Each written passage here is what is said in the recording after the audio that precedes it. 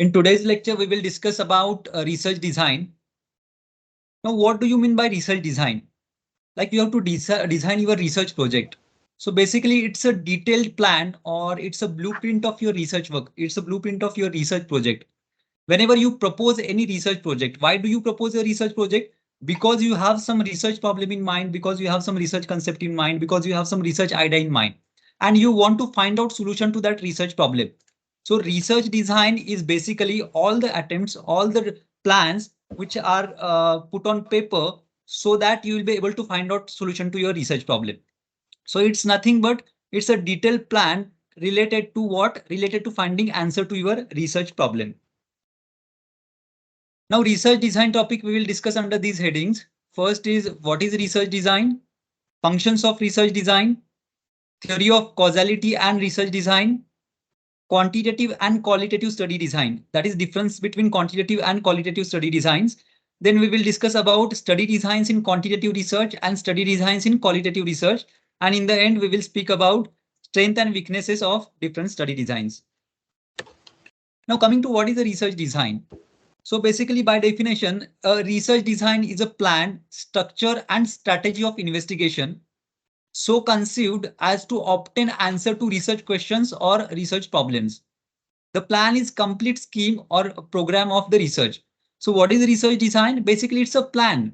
The definition says it's a plan, structure, or strategy. Whatever plan you prepare, whatever structure of research project you prepare, whatever strategy you have for finding answer to your research problem is your research design. So it is nothing but it's a plan, structure, and strategy of investigation. You are investigating, okay? You are experimenting. You are trying to find out answer to a research problem. So you will have certain plan, you will have certain strategy, you will have certain structure so that in the end you will find answer to your research problem.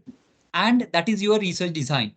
The plan is complete scheme or program of the research. So complete scheme means what? Our research always start with a research problem and it ends with the conclusion or analysis and conclusion. So basically whatever activities you are doing going to conduct between research problem and conclusion, that is your research design. That plan is called as a research design.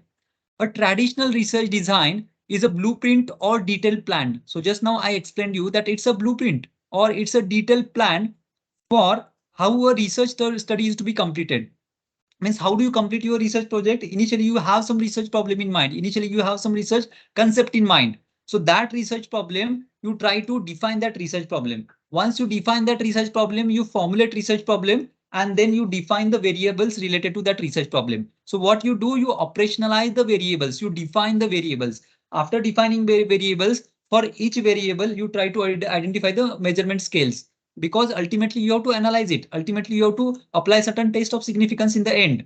So for the purpose of analysis, each variable should be measured in certain measurement scale. So we define the measurement scale based on the study, maybe quantitative study or qualitative study. We define the measurement scale. After defining measurement scale, what we do, we select a sample.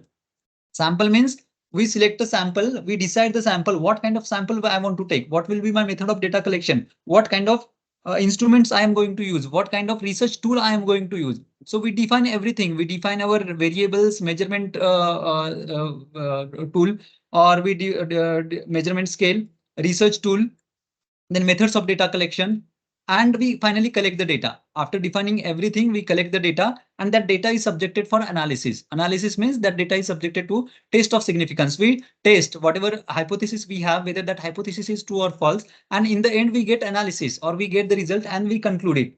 So that is a research design.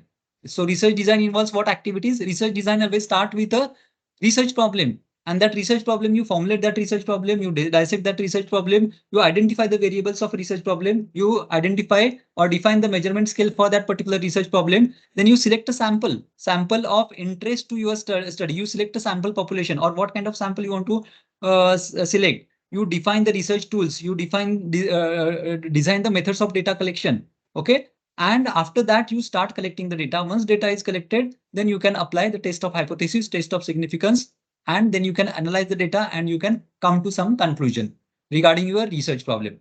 So in simple definition or in simple words, instead of remembering definition in simple words, you can say that research design is nothing but a journey from research problem to research analysis, or journey from research problem to finding solution to your research problem, or journey from research problem to analysis and conclusion is a research design. So it's a blueprint of your research. It's a detailed plan of your research, how you want to conduct the research, in what way you want to conduct the research, what kind of population you want to select, what kind of research tool you have, how will you collect the data, okay, how will you analyze the data, what kind of data you have, whether it is parametric data or non-parametric data. All that is your research design. Now coming to next slide, that is functions of research design.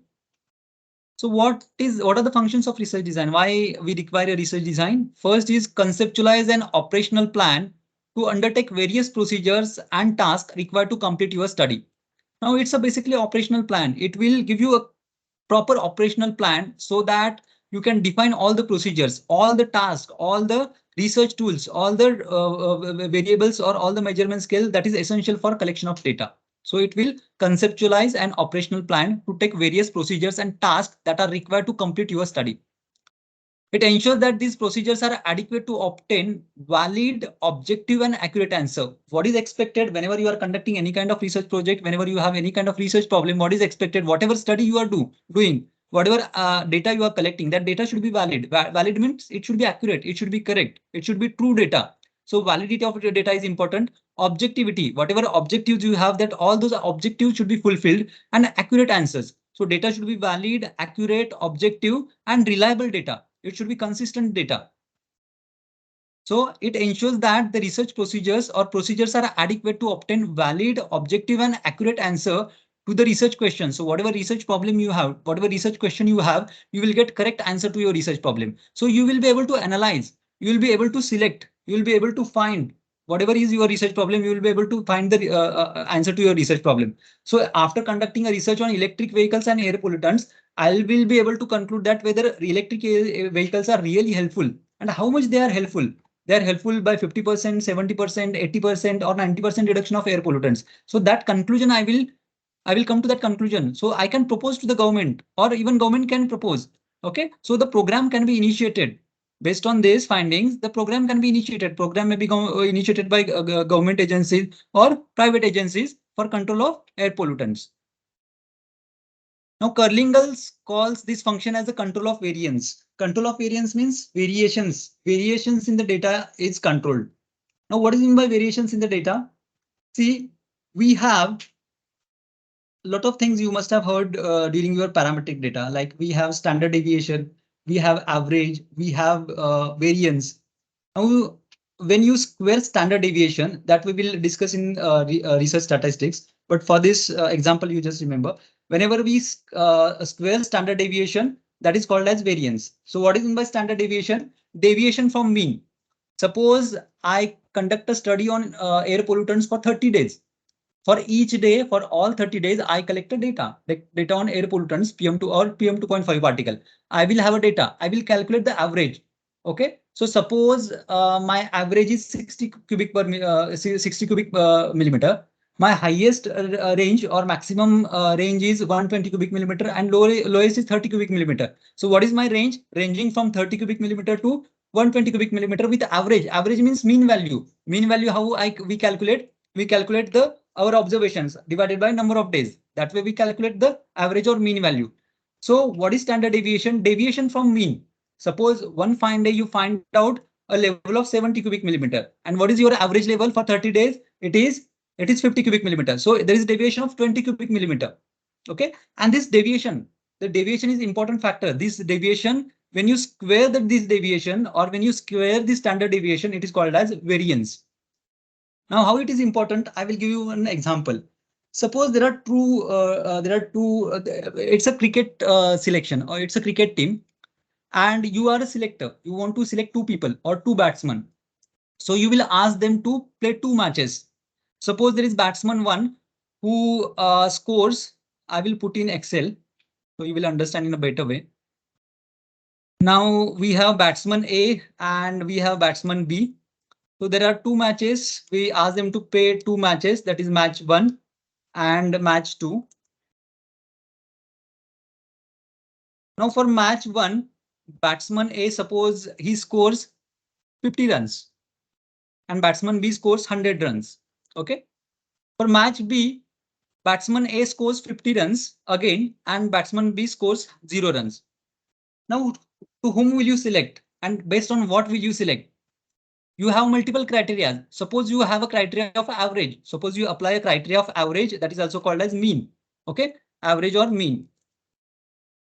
Now, if we calculate average, suppose we'll take average for this particular person, batsman A, that average is 50. Okay, and average for batsman B will calculate that average is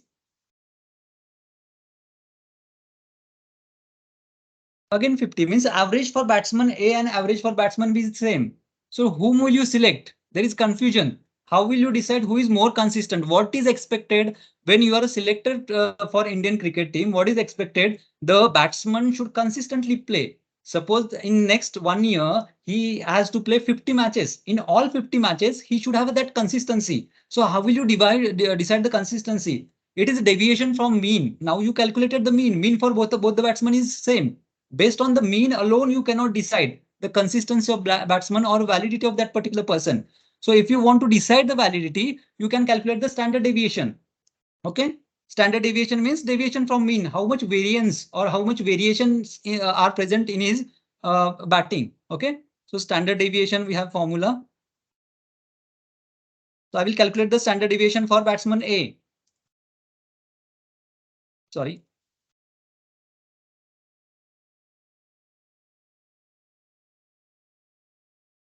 So standard deviation for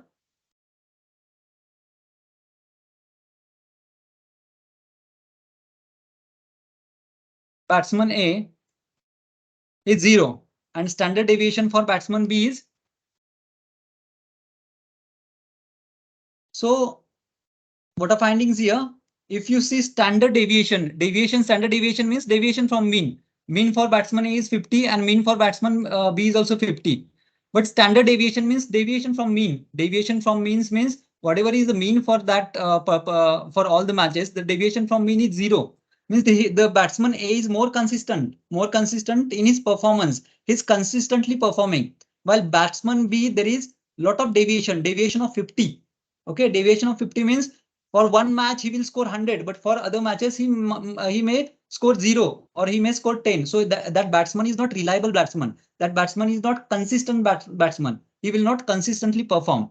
And what is variance? Variance means variations. So variance is what? We'll calculate variance. When we square the standard deviation, that we get variance. Okay. So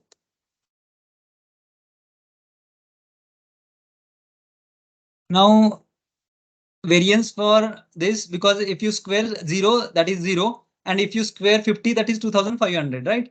No need to apply formula also. So what are findings here?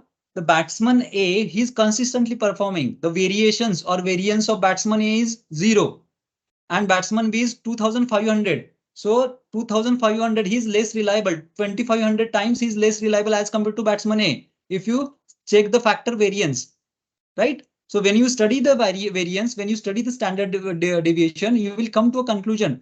You will take a decision to whom you want to select, whether you want to select batsman A or batsman B. So it is based on what? It is not based on average. It is based on variance. So this detailed plan, this research design will help you to control the variance according to Curlingal. This research design will help you to variations in the study. It will provide consistency to your study. It will provide validity to your study, so that whatever findings you get, whatever research or outcome you get, whatever analysis you get, that is valid, that is reliable, that is consistent. If someone else conducted study in some other area under similar conditions, that person will also get similar results, right? It shouldn't happen that I am conducting this experiment on electric vehicles and air pollutants in Navi Mumbai area. None of the person in the world is able to conduct in other areas, maybe other areas of India, other areas of world. So that is not reliable project. Only one person is doing and other people are not able to repeat it. So there is no repeatability, there is no reliability, right? There is no consistency of the findings. Also, there is no validity of the findings because you are the only who are going to who are able to do it, but others are not able to do it. In research, you require validity, you require reliability of your study, you require consistency, you require repeatability of the study. and that is given by your research design. So research design function is to give validity, objectivity, reliability, and reproducibility. Okay, the results will be repeatable. You can repeat the results, or you can repeat the results under, you will get similar results under similar conditions. The next function of research design is type of study design. So you can decide the types of study design. In this lecture, we will discuss different types of study design, in quantitative research, qualitative research, maybe subgroups like prospective study or retrospective study design, cross-sectional study design, longitudinal study design. So all that you will be able to decide what type of study design is suitable for your research. That you will come to know from your research design. It provides detailed information about the following aspects of the study. So what information it provides, or what is the important function of research design? Who will constitute the study population? Suppose you are working on human population. Suppose you have a human population as your study participant. So who will constitute your study population? Now I gave one example. Second example related to my research problem was related to COVID-19 infection. So in COVID-19, suppose I wanted to decide how many people are using mask, how many people are using sanitizer, and how many people are maintaining social distancing. Now, if I want to decide, COVID was pandemic problem, entire world was affected by COVID-19 infection. Can I take entire population of world? It is not possible. Can I study entire population of India, maybe 130 crore population? That is also not possible. It is not possible to contact all entire population of India. I am in Maharashtra. Can I take entire population of Maharashtra? That is also not possible. I am staying in Navi Mumbai. Can I take entire population of Navi Mumbai? That also may not be feasible. So we have to decide a representative population, which area, which will be my representative population, and how much population I can take based on the sample size. So who will constitute my study population? Who will constitute my study population? The people who are using mask and who are not using mask. The people who are using sanitizer and the people who are not using sanitizers. The people who are using maintaining social distancing and the people who are not maintaining social distancing. That is my study population. And how will the study population be identified? So that criteria I need to decide. How will I identify my study population? Whether I will go to different places and I will find, or based on the questionnaire I will find. Based on the questionnaire means you will prepare the questionnaire and you will circulate. You will circulate through social media. You will circulate through different emails or other ways, other electronic ways, so that you will get the answer from the population. So first function is, important function is, you will be able to find out who will you be your study population and how will the study population be identified, right? The second is, will a sample or a whole population be selected? So just now I give you example. Many times whenever we conduct a research, it is not possible to enroll entire population. Like a study on COVID, we cannot enroll entire population of India. We cannot enroll entire population of world. In that case, we need to have a representative population. Representative population means a population we can represent entire a sample which can represent entire population, so that whatever findings you get on your sample, that findings will be applicable to entire population, right? So we always work on a sample rather than a population. It is most of time it is difficult to work on entire population. So instead of whole population, we select a representative part of population and that we call it as a sample. So will a sample or the whole population be selected? Now suppose there are 40 people in your batch. I want to conduct one study on your batch. Is it feasible? Yeah, it is feasible. It is very much feasible because I know you, I know your email IDs and I can contact you. Okay, so 40 number is feasible.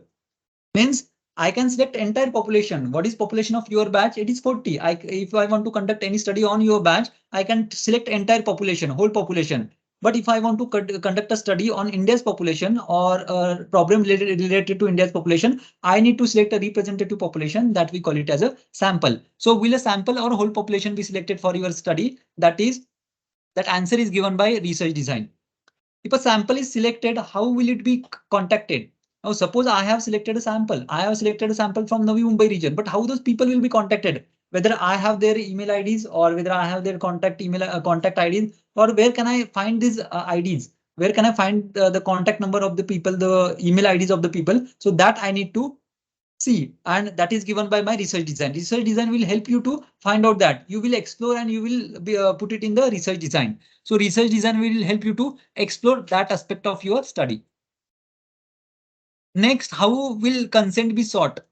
Okay, so whenever you are dealing with the humans or whenever you are dealing with the animals or the experiments where humans and animals are involved, you have to take the informed consent. Means suppose I am taking some data from you, or I am taking from some data from a population, even on COVID-19 infection. Suppose I am contacting the population and I am collecting some data. So I need to take informed consent. That is a part of ethics. It is unethical if you take if you do not take informed consent. So ideally you have to take informed consent. Informed consent means you have to inform them. What you have to inform them, that whatever data they are giving, that data is used for research purpose, that data is used for publication purpose, that data will be analyzed. Okay, and that data will be published in the research journals. That information you have to give. So they will give you informed consent. They will give you consent.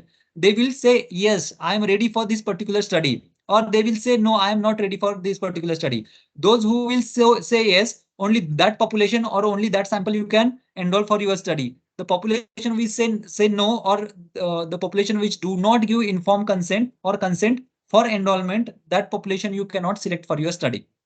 Okay. Then what method of data collection will be used and why? So there are different types of data collection methods, maybe in quantitative research or qualitative research, or maybe primary source of data collection or secondary source of data collection. So what kind of data collection you want to use? Whether you want to use primary data or you want to use secondary data, which is already existing. So that also that information is also given by your research design. In case of questionnaire, where will the respondents be returned? Responses will be written. Means suppose you have a questionnaire. Now my study related to COVID-19 infection, that I want to check the efficacy of use of mask and social distancing and sanitizer in terms of reduction of spread of this COVID-19 infection. Now suppose I prepare a questionnaire. I want to circulate this questionnaire. Suppose I circulate this questionnaire via mail, email, or different social media.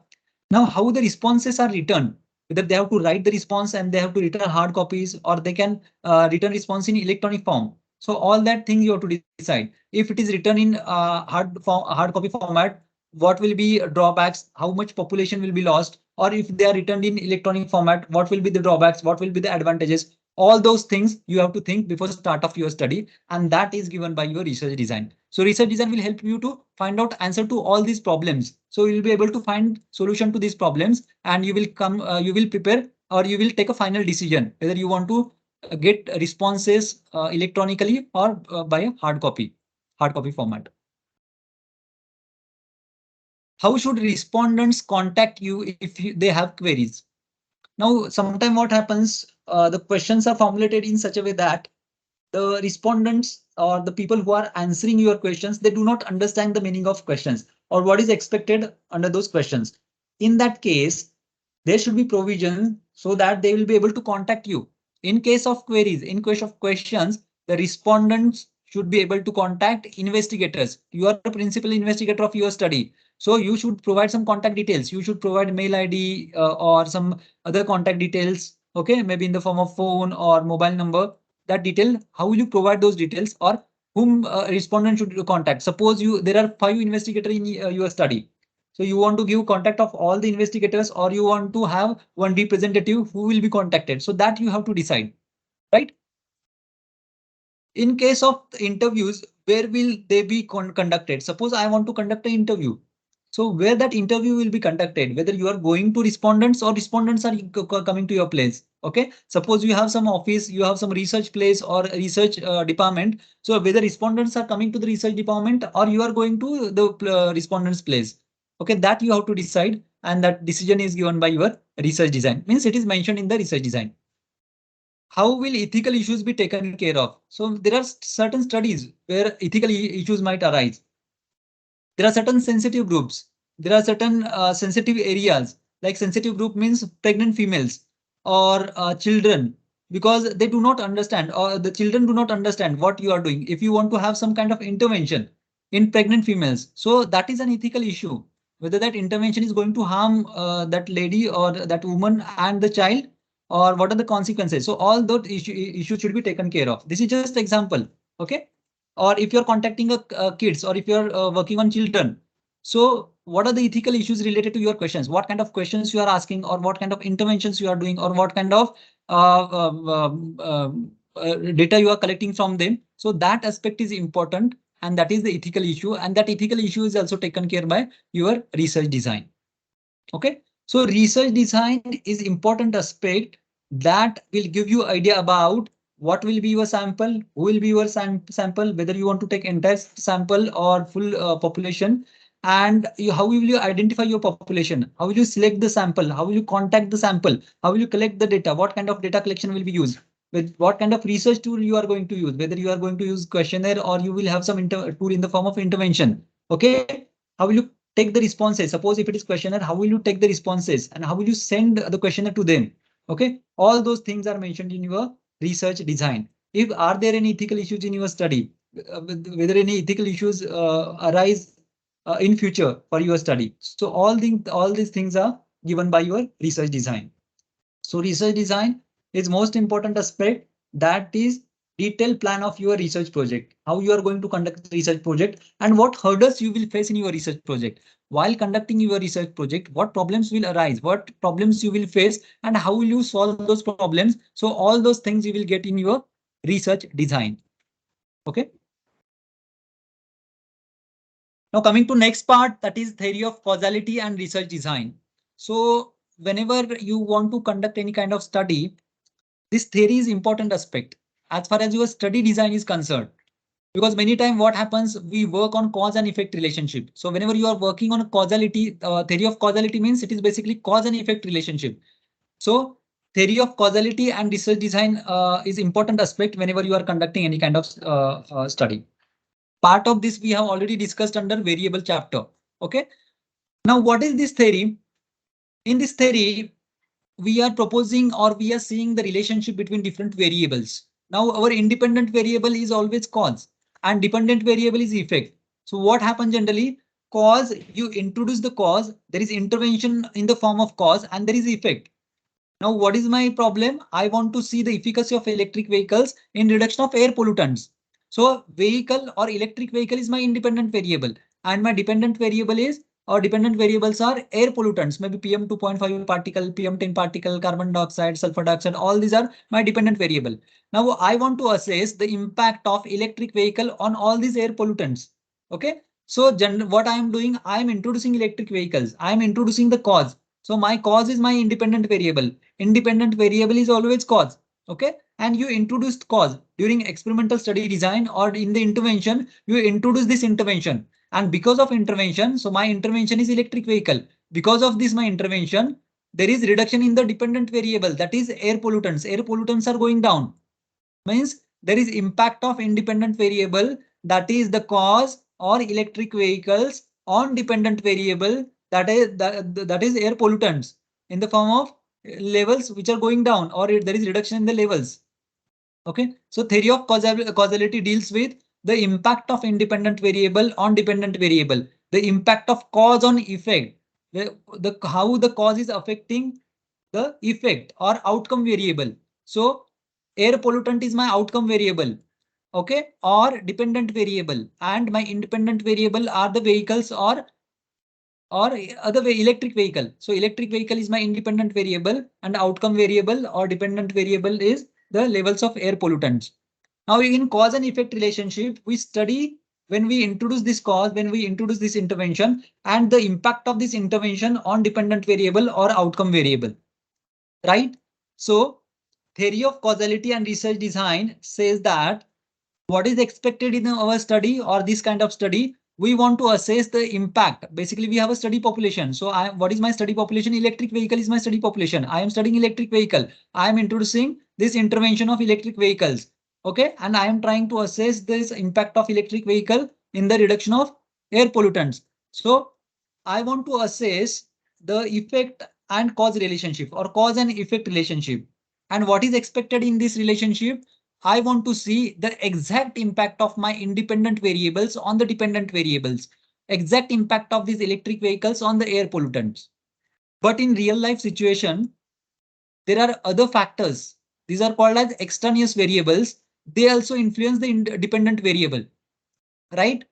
Means there are extra factors, additional factors, other factors which are present in real life situation, which can affect my dependent variable.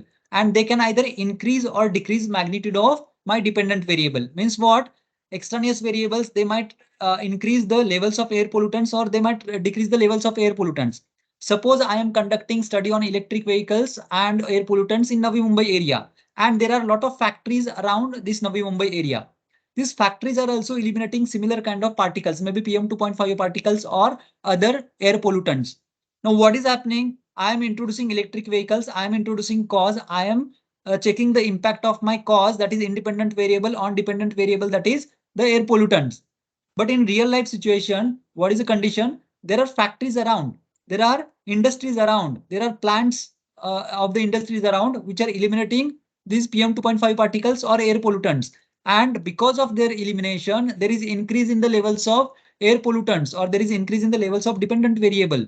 So here what is happening? My extraneous variable is having impact on my dependent variable in the form of increase in the magnitude of dependent variable, increase in the levels of dependent variable, increase in the levels of air pollutants, right? So air pollutants are increased because of levels of extraneous variable. Okay, and that is not expected. That is not important. If you do this kind of study, you are having errors in your study. You will not get exact impact of independent variable on dependent variable. What you are getting? You are getting impact of independent variable plus extraneous variable on the dependent variable. But ideally, what is expected? You have to study impact of the independent variable on the dependent variable. But this is not happening in real life situation. Apart from this, there are certain random or chance variables.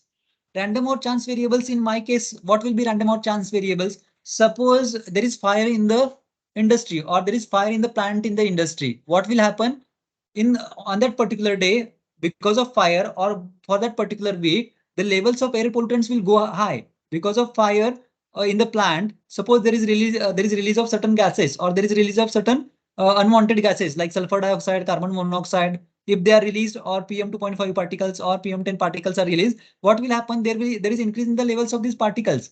So this is not expected. It is an unexpected situation. These are random variables. These are chance variables. It was not expected. Not expected that there will be fire in the plant, and that because of that fire, the levels of air pollutants will increase. But that happened during my study period. Suppose my study period is of 3 months. During that time, for one particular week, it happened that there was fire in the industry and there was increase in the levels of air pollutant. So what has happened here?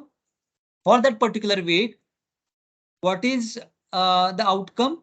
Whatever outcome I am getting, whatever results I am getting, whatever findings I am getting of dependent variable, that is equal to independent variable, impact of independent area variable plus extraneous variable plus random and chance variable.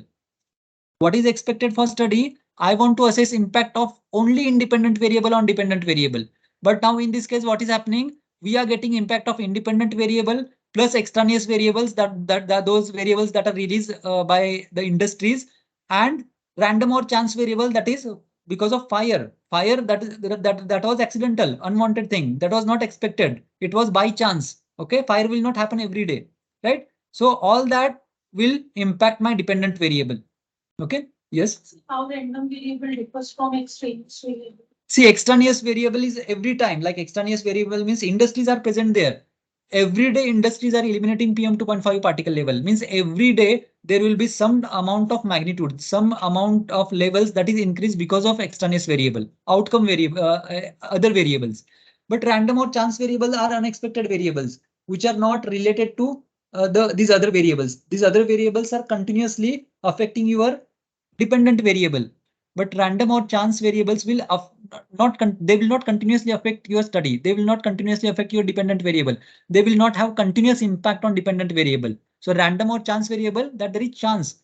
Okay, there is probability that it might happen or it may not happen. Many times the things will be smooth. Suppose during that 3 months, I may not get any random or chance variable. There might not be any fire in that particular 3 months. So there is no random or chance variable for my study. But by accident, by chance, it happened. So you have to decide, you have to eliminate it, you have to reduce it. Otherwise, you will get impact of independent plus extraneous plus random and chance variable on dependent variable, which is not expected outcome for your study. Right? And this is the theory of causality. Now you have to control everything. If you see below, change in dependent variable is equal to change because of independent variable plus minus change because of extraneous variable plus minus change because of chance or random variable.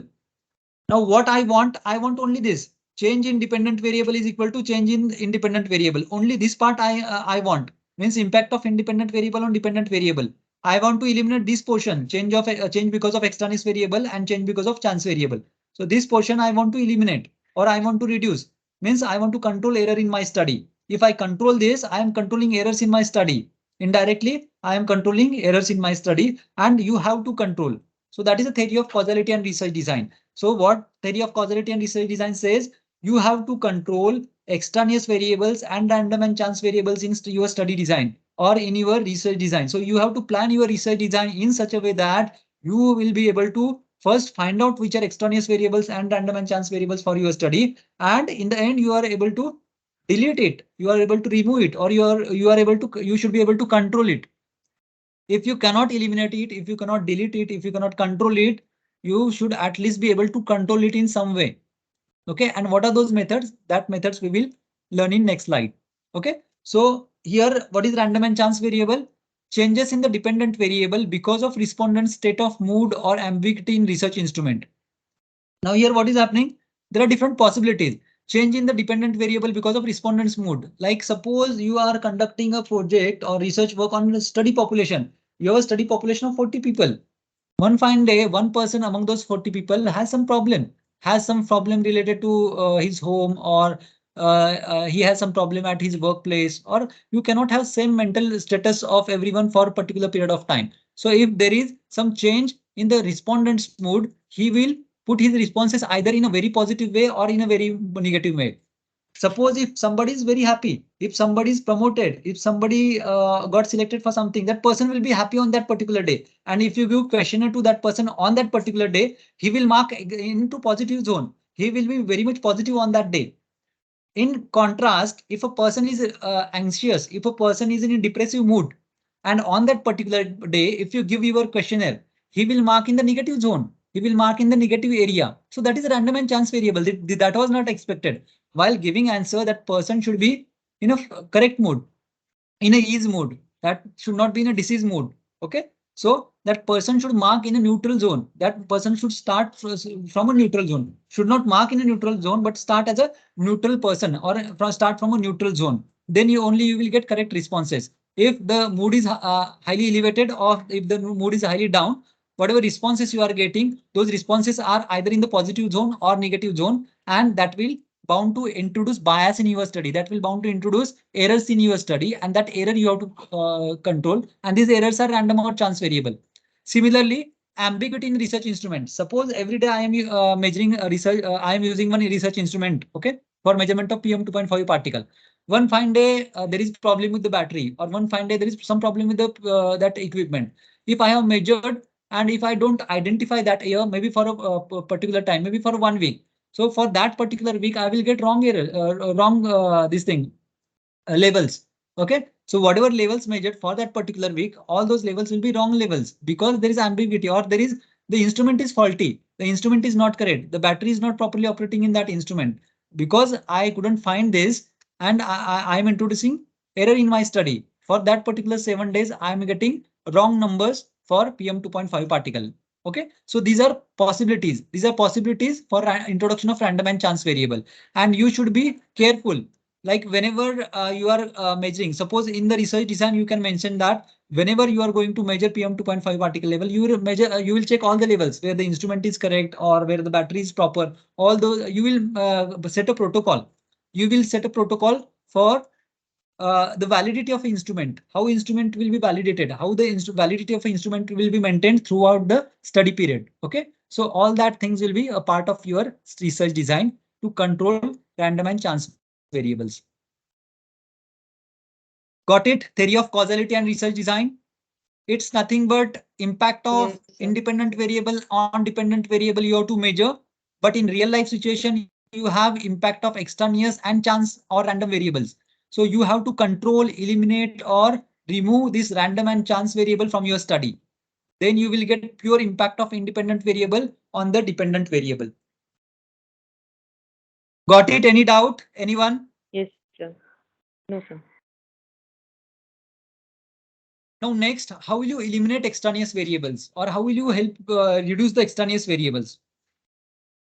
Now there are two ways by which you can eliminate the extraneous variables, or you can reduce the impact of extraneous variable. First is ensure that extraneous variables have similar impact on control and experimental group. Okay, by randomization and matching. Now, in my case, what is my control group? Petrol vehicle is my control group. And what is my experimental group? Electric vehicle is my experimental group. So I am evaluating the impact of electric vehicles on PM 2.5 particle levels against petrol vehicle. So petrol vehicle is control group that I have taken as a control group, so that I will assess against that control what is the levels, whether levels are going down or levels are increasing. Okay, so in study you have suppose control group and experimental group. In that case, you can go for randomization and you can use matching. So what is meant by randomization? Randomization means randomly assigning or randomly selecting the population or a sample. Suppose there are 40 people in your batch. I want to conduct one research on your batch. If I select people purposefully, like people I know or people I like or people who are a part of this particular institute, if I select those people, that is purposive sampling. That is not correct sampling. Means each and every individual of your batch is not getting equal opportunity of selection. Ideally, what should happen? Each and every person of your batch should get equal opportunity of being a part of this study. So I should select by a lottery method. I can write 40 names on a piece of paper, and by lottery method, I can select the names. Or I can use a computer program. Random numbers are given by the computers. So I can arrange your names from 1 to 40 on computers, and then I can, based on the random numbers which are given by the computers, I can select 5 people. Suppose I want to select 5 people or 10 people from your batch. So that way I can select.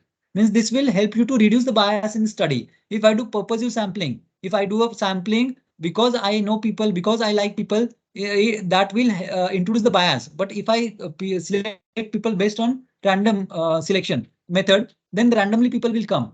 Each and every person will get equal opportunity of getting selected. So the randomization will help to reduce the impact of extraneous variables. Okay, that is first thing.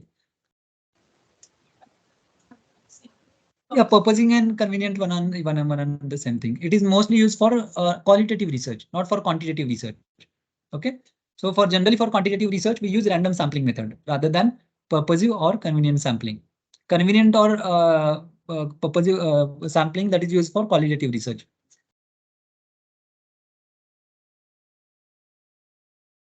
Matrix method means basically nowadays you are getting computer generated numbers. So you need not have to use lottery method.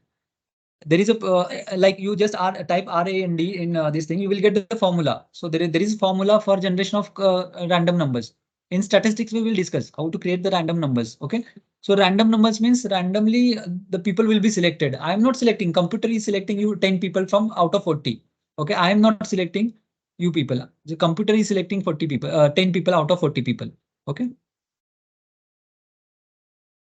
Second part is matching. Matching means the people should be matched for their characteristics. Suppose I want to take you all to a ground and I want to have a running race for your batch. Now there are males in the batch and there are females in the batch. I can have a race separately for males and a race separately for females. If you see Olympics, there is no mixture. Like males are not playing against females. Or if you see football or if you see cricket matches, the males are playing against males and females are playing against females. Okay, so there is males are not playing against females or females are not playing against males, because the anatomy or the physiology or maybe or the structure, okay, or muscle power, all that is different for males and females. If I do not match, males should be matched for males, females should be matched for females. If I want to conduct a race and if I want to assign the prizes, then what should I do? I should match male and females. Males should run against males and females should run against females. Okay, in that case, it is justifiable. Or if there is football match or if there is cricket match, the football match for female should be separate and male should be separate. Cricket match for male should be separate and female should be separate. Okay, so matching will help you to reduce the bias, because matching will help you to arrive at one particular area. One particular area means suppose age factor. If you consider, you have a study population which is ranging from 5 years to 40 years. Like suppose you have three groups. First group is the kids or children from 5 to 10 years. Second group is from maybe 15 years to 20 years. And third group is from 30 years to 40 years. So the capacity, maybe the skills are different for each person. the person who is having 5 years of age will not have same skills or intellectual capacity, thinking capacity for the person who is having 17 years of age or who is having 40 years of age. So 5 years of person should be matched with 5 years of person. So whenever you have a control group or experimental group, the person in experimental group, the group with 5 to 10 years should be matched with a control from 5 to 10 years of group. Similarly, the people in experimental group of 30 to 40 years of age should be matched with control people with a similar age group. Okay, so if you are measuring or if you are comparing a group of 5 to 10 years of age with from an experimental group with a group of 40 to 50 years of age from a control group, that will give you wrong results, that will give you biased results. Okay, you will introduce errors in your study. So matching will help you to reduce the bias in your study. That will help you to eliminate, in this case, you are eliminating the extraneous variables. When you are matching for that particular group, like one age group from experimental group should be matched with similar age group of control group. When you are doing this, you are trying to eliminate the extraneous variables, because all the capacities, whether all kind of skills will be same for that particular group. When you are matching males with males and females with female from experimental and control group, means you are matching their all the capabilities. Okay, physiological capabilities or muscle capacities when you are thinking in terms of games. Okay, so that you are matching and you are reducing the bias in the study. You are eliminating the extraneous variables of your study. The second part is eliminate extraneous variables. So ideally you should try for this to eliminate the extraneous variables from your study. How will you eliminate extraneous variables? Build the affecting variables into design of the study. Okay, affecting variables in means what? Now in my case, what is extraneous variable? My example is related to electric vehicles and the levels of air pollutants. In these examples, the industries which are operationally nearby areas are extraneous variables. Now what I can do, I can add an additional control group. What groups I have? Like suppose I am conducting this experiment in Navi Mumbai area.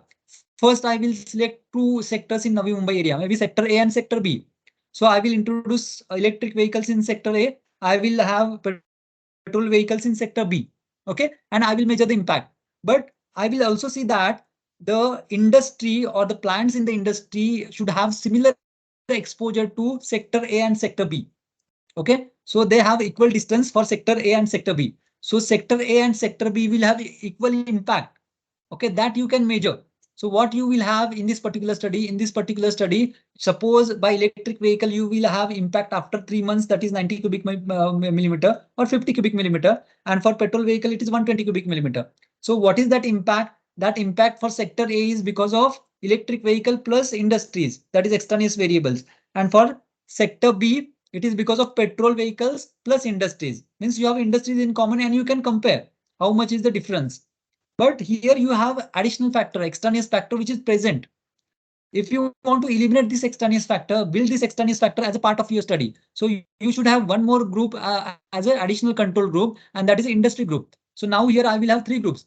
First is experimental group, that is my electric vehicle that I will introduce in sector A. Then I will have second group, that is control group 1, that is petrol vehicles in sector B. And third group, that is control group 2, that is industry. I will separately measure the levels of air pollutants which are eliminated by industry. So what I have done, I have built this affecting variable into design of my study. So now I have changed my design. I have three arms of my study. Arm A is electric vehicle, arm B is petrol vehicle, and arm C is industry vehicle.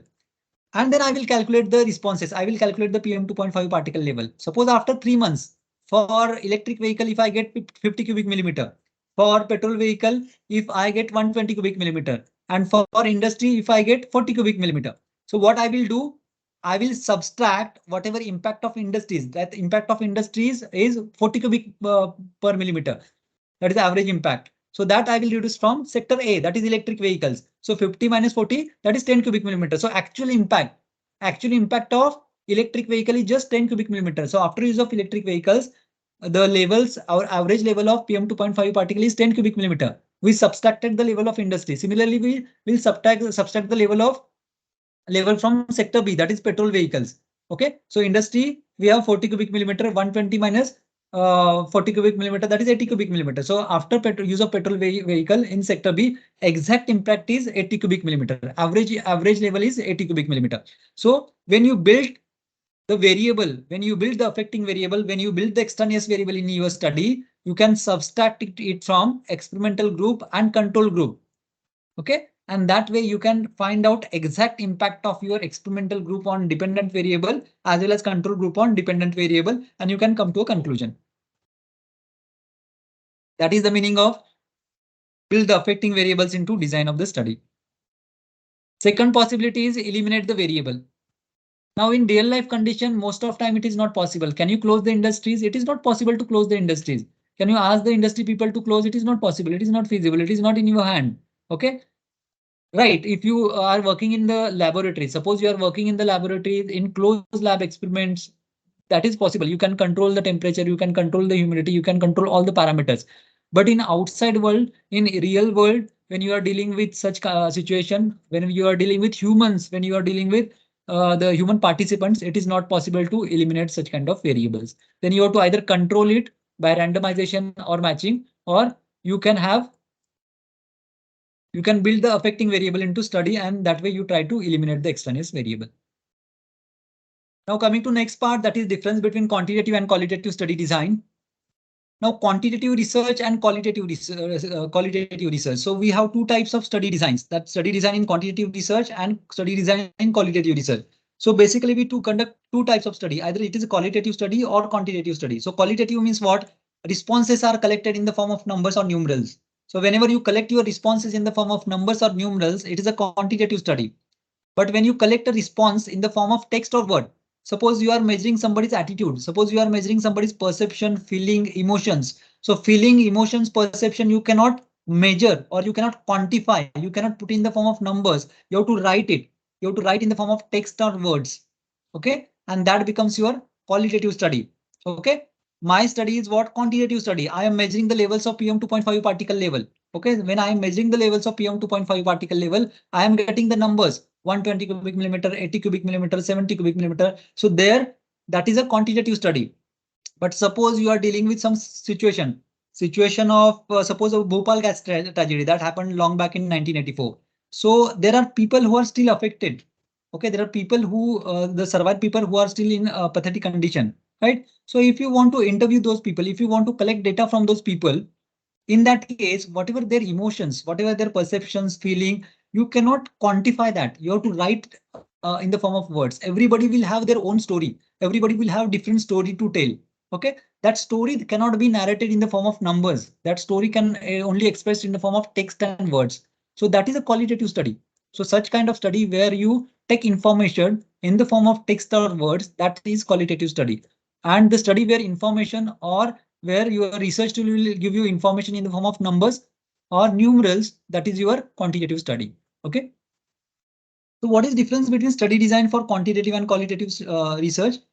So for quantitative research design, it is specific and well structured. Specific means you have a specific parameters. Now, in my case, I want to assess impact of electric vehicles on air pollutants. I have specific air pollutants. Suppose I am measuring PM 2.5 particle level. I will every day I will measure PM 2.5 particle level for next 3 months. So I know it's a very specific and well structured. Well structured means I know how to measure it.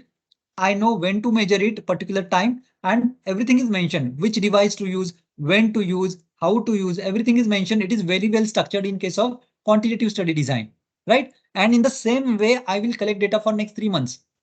But in case of qualitative research design, it is not specific. Suppose you are collecting data from the people who suffered Bhopal gas tragedy.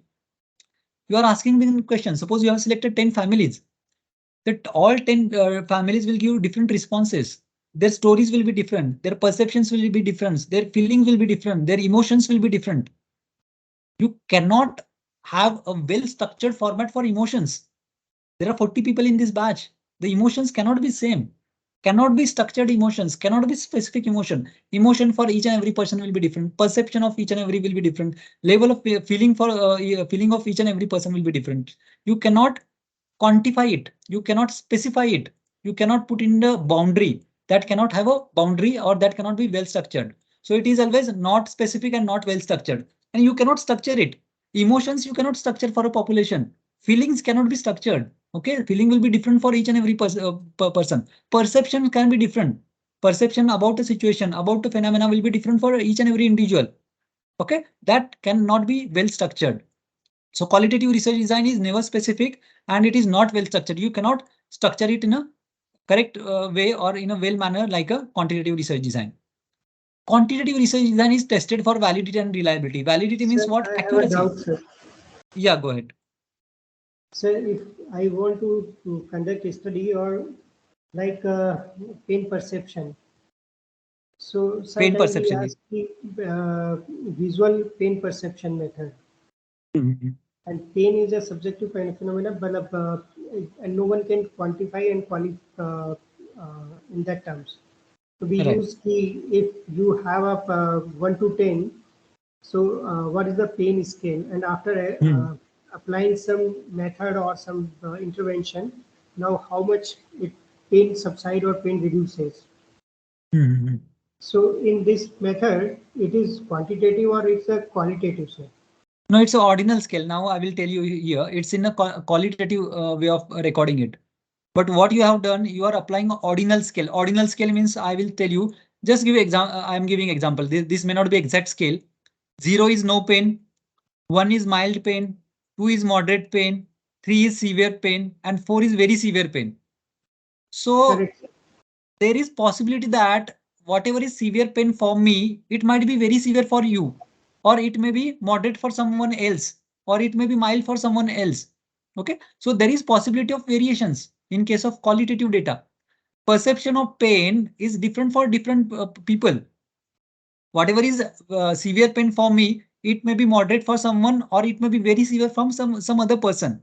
Okay, but you are trying to quantify in the form of a scale. You are giving a scale so that at least you will have some order. Some order means you will have people with no pain, the people with one mild pain, people with moderate pain, severe pain, and very severe pain. This order will help you to give a kind of medication, give a kind of treatment you want to give. Like for a mild pain, you need not have to give any treatment. But for moderate pain, you have some for no pain there you need not require may not require any treatment. For mild pain, the treatment will be different. For moderate pain, treatment may be different. For severe pain, treatment may be different. And for very severe pain, treatment may be different. So why you are ordering it? Why you are ranking it? It's a qualitative data. I am again repeating. It's a qualitative data. It's a subjective data. It is recorded in the form of qualitative parameters, but it is a ordinal data, ranked data. So nominal scale and ordinal scale that we discussed in the previous lecture are under qualitative study or categorical scale or quality used for quality collection of qualitative data. And for collection of quantitative data, we use interval scale and ratio scale, right? So Got when it, I sir. am Got it. saying Thank that you, sir. PM 2.5 particle, it is a ratio scale. Ratios are possible. But when you are talking about the pain perception is different. You are trying to order it. Why you are trying to order it? Because of simplicity in terms of treatment. What is the objective? You want to give treatment for different groups, different kind of treatment for different groups. Got it, sir. Thank you, sir. Yeah. Now, second is tested for validity and reliability. Validity and reliability means what? Validity means accuracy. Accuracy is possible whether my instrument or what my research is correct or accurate. Okay, validity means correctness or accuracy of my research, and reliability means repeatability. If someone else is doing in some other part of country or some other part of world, it should be that person should be able to do it. That is reliability, repeatability, and that person should get similar results under similar circumstances or similar conditions. Okay, so quantitative research, whatever research I am doing it, I am measuring PM 2.5 particle level. Many people can measure PM 2.5 particle level in different parts of the world. Okay, means reliability and validity testing is possible in case of quantitative data. But qualitative data, there is no validity and reliability. If you have 10 families who are sufferers of Bhopal gas tragedy, you are asking them questions, you are taking their history, whatever narrations they will have. So that narration may not be tested for validity and reliability. Okay, if you go after a few days, there might be change in their perception. Okay, again, if you have to, go after a few years, there might be change in the perceptions. So you cannot have validity and reliability for somebody's emotion, perceptions, or feeling. Okay, you cannot validate it. You cannot quantify it, so you cannot validate it. You cannot quantify it, so there cannot be repeatability. Right? Repeatability is not possible. If you ask my family, we are not sufferers. We won't be able to tell you. That won't be my perceptions. We won't be able to express it. We have read in the newspaper or the books. That's it. We can, maybe some people can feel it, but you cannot have same expression, same perception. The people who are sufferers, like similar to the people who are the sufferers. Okay, so qualitative research design cannot be tested for validity and reliability. It is not feasible. It is not possible, right? Quantitative research design expressed in quantitative parameters. What are quantitative parameters? Quantitative parameters like average, mean, standard deviation, variance. So just now we saw example of these two cricketers, two batsmen. Batsman A scored 50, batsman B scored 50, 100. So what we did, we calculated average. We calculated the standard deviation. We also calculated variance, how much variance is present. So these quantitative parameters are possible. So average, mean, standard deviation, variance, all these are the quantitative parameters that you can calculate for quantitative research design.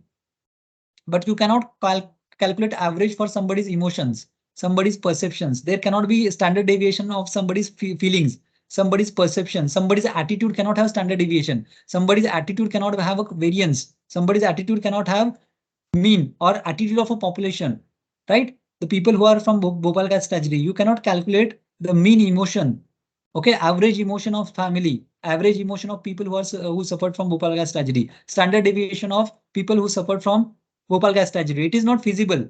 There is no meaning of this, and even you cannot calculate it. Okay, so they cannot be expressed in terms of mean, standard deviation, or variance. These are the parameters. Okay, these are quantitative parameters. Understand, explain, explore, discover, and clarify situations. So only you can understand, you can explain, you can explore. Okay, you can clarify the situation. You can understand the feelings. You can have those perceptions. You can have attitudes, values, beliefs, and experiences of group of people that you can study, that you can put on paper, that you can put in the form of text or words. But you cannot apply the quantitative parameters for qualitative research. Quantitative research designs are more rigid. More rigid means I will have a specific study design. Means every day at 10 a.m. I will carry X instrument to X place and I will collect the data on PM 2.5 particle level by X method. This is extremely rigid. I have to follow this for entire 3 months, next 3 months. It is rigid, structured, fixed and predetermined. I have to do this way only. Every day at 10 a.m. I have to carry X instrument with X setting and I have to use X method for collection of PM 2.5 particle for next 3 months. But can you have similar thing for qualitative research design where you are assessing somebody's perceptions, feelings and emotions? Can you be rigid? You have to talk this much only. You have to express this much only. You can have this much perceptions only or this much feeling only. It is not possible in case of qualitative research design. So qualitative research design are always flexible. 10 different families will have 10 different stories. 10 different families from Bhopal gas tragedy will have 10 different stories to tell. Or all the peoples will have their own story to tell in case of qualitative research design. Okay, emergent means they will randomly tell something. It is emergent. Suddenly they will remember something and they will tell you. That is not part of quantitative study design. That is part only of qualitative research design. They are non-linear and non-sequential. There is no sequence. Okay, there is no linearity. There is no sequence. Okay, there are no parameters involved in it. It cannot be predetermined. It cannot be structured. It cannot be fixed. That is a qualitative research design. Quantitative research design, more clarity between study designs and methods of data collection. So study designs are different and methods of data collection are different in case of quantitative research design, right? So study design may be prospective, longitudinal, retrospective. Okay, those are kind of study design in quantitative research design. And methods of data collection maybe you will give questionnaires or you will collect the data with some kind of research instrument. Okay, those are the methods of data collection. Means methods of data collection and research designs are totally different. So once you go through this topic, research design and methods of data collection, you will understand for quantitative research design. Study design is different and method of data collection is different. But in case of qualitative research design, the distinction between study design and methods of data collection is far less. So whatever are your methods of data collection, same are your study design. I will just give you example of this Bhopal gas tragedy. You are taking history of the people. It is a method called as case history. So you are taking a history of that 10 families. Okay. For you want to explore what happened on that particular days, maybe 2nd and 3rd December of 1984. It was this tragedy which happened, Bhopal gas tragedy. So you want to assess those families, what happened in these 10 days and even after those 10 days, in these 2 days and even after these 2 days. Okay, over a period of 10 years, 20 years, 30 years, what happened? Okay, so here you are taking case history, you are taking history, and same is your method of data collection. So your study design is history, taking history or narration, and same is your study design. So there is no distinction between study design and method of data collection.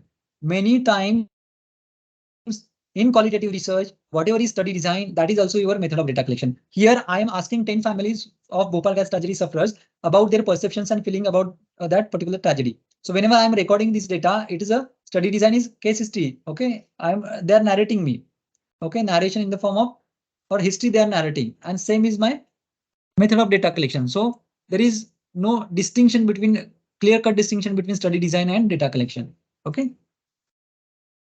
Quantitative research design is always objective. Objective means for every day I will have different kinds of levels. The levels, whatever levels I measure, if someone else's measure that levels, same levels will be given by that instrument, right? So objective. Suppose I measure 120 cubic millimeter for one particular day. Same level will be given by some other person who is measuring on the same day for that particular point of time. Okay, means there is objectivity. There is no subjectivity. There is no differences.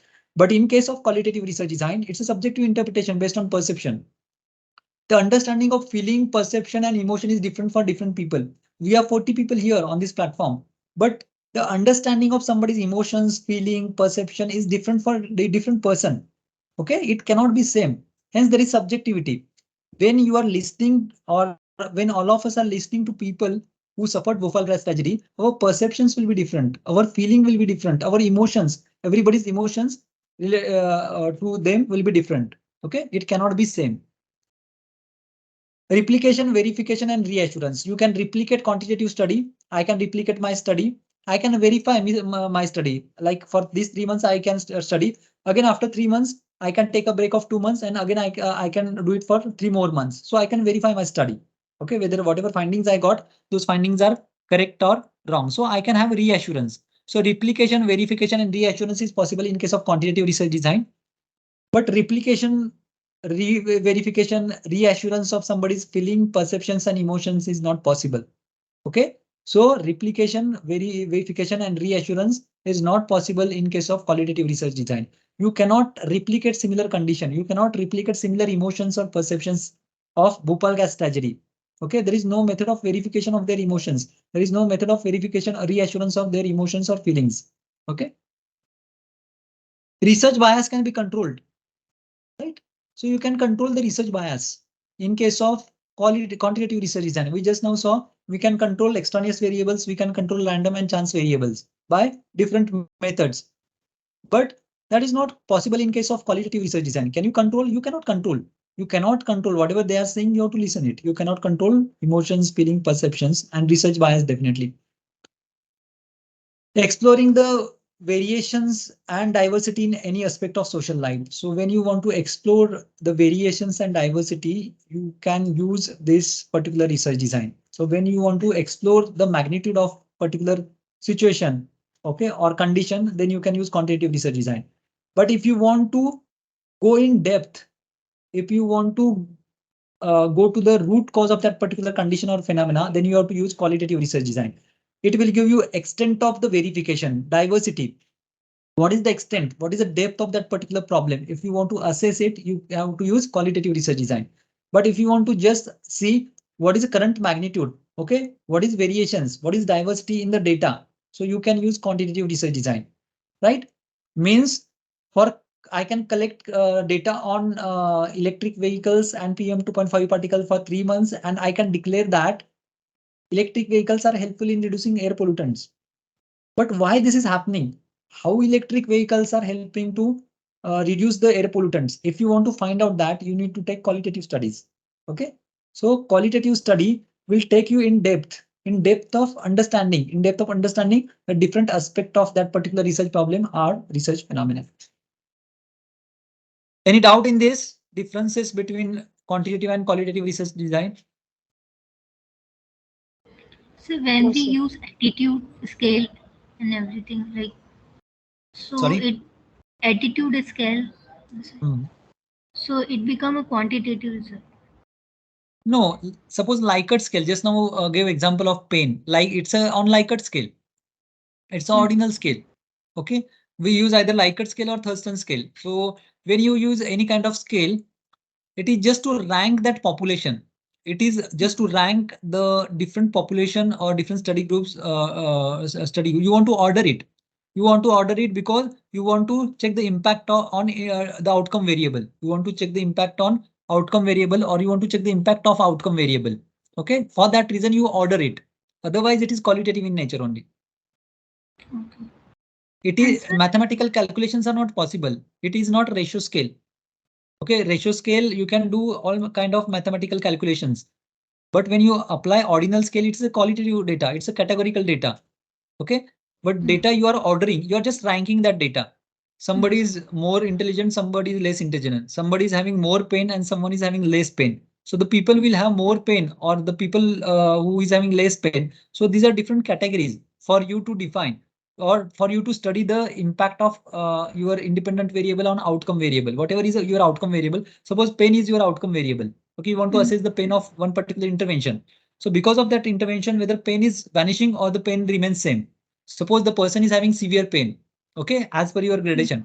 And after your intervention, if the pain subsides, there is zero pain after your intervention, means your intervention is working. Okay, means you have assessed the impact, right? But you have just ordered to assess the impact in different groups, right? That is the ordinal scale. It's a qualitative in nature only. okay, sir. And sir, one more question: how to eliminate chance variable? Chance variables you can eliminate. Suppose there is a fire in the factory and there is elimination of PM 2.5 particle level for particular 7 days or 6 days. So you can delete the data for that 7 days or 6 days. Okay, so that is called as data modification or data mining. Means if you find that your instrument is non-functional for 7 days, or there is some problem with my PM 2.5 particle instrument, the instrument which is measuring PM 2.5 particle level. So if that instrument is faulty, whatever findings or whatever numbers you are getting for that particular 7 days, those numbers you can delete for that particular 7 days. That you can do. This way you can eliminate it. And if we are not aware about chance variable, then we can't Then do. you will have bias in your study. Then you will have error in your study. Okay. That is the function of research design, to identify extraneous variables, to identify random and chance variable. Why you plan? So whenever research projects are planned, you give 70% of or 80% of efforts in planning. Collection of data is not difficult task. Collection of data is easy task if your planning is proper. Means if you identify all the ifs and buts of your study, you'll be able to do it in a proper way. So method of collection of data or collection of data is a simple task as compared to designing your study. Thank you, sir. Any other doubt, anyone? Sir, I just wanted to ask one thing. Sir, are all ordinal scales, do they fall in the category of qualitative research then? Or They are it's a within that? categorical. Okay. So, for example, in physiotherapy now we use these balance scales to assess the balance function of patients. So there, everything is very well defined. So if I'm giving on a particular item, I'm giving the patient a score of 3 out of 4, then the 3 is already very well defined in the manual of the scale itself. So You are unlike in a giving. pain perception. No, Uh-huh. you are giving. You are expert in this case. In this case, you can call it as a quantitative kind of scale. Why? Because Okay. you are expert for that. Suppose there are 100 people and you are asking them about the pain. There is subjectivity. There will be subjectivity because they are not expert to assess the pain. Okay. Now you are talking about a balance. You Hmm. have studied it almost for 10 years, 14 years, and you are practicing for 10, 15 years. So you are expert in this study. You are assigning, patient is not assigning, right? Right. Am I correct? Yes, yes, correct. Like patient is coming to you and you are Hmm. assigning the balance. Yes. So because you are expert in your case, we can call it as category. In your case, we can call it as a quantifiable, or we can call it as a objective, means quantitative data. Okay, okay. But But for it is pain, actually an ordinal scale only. No? It cannot. It's though not it is an ordinal interval. scale, Though but it is it is ordinal. If it's yeah, it is exact. It is hmm, pinpoint. You are hmm, pinpointing it. You are hmm, pinpointing the balance is present.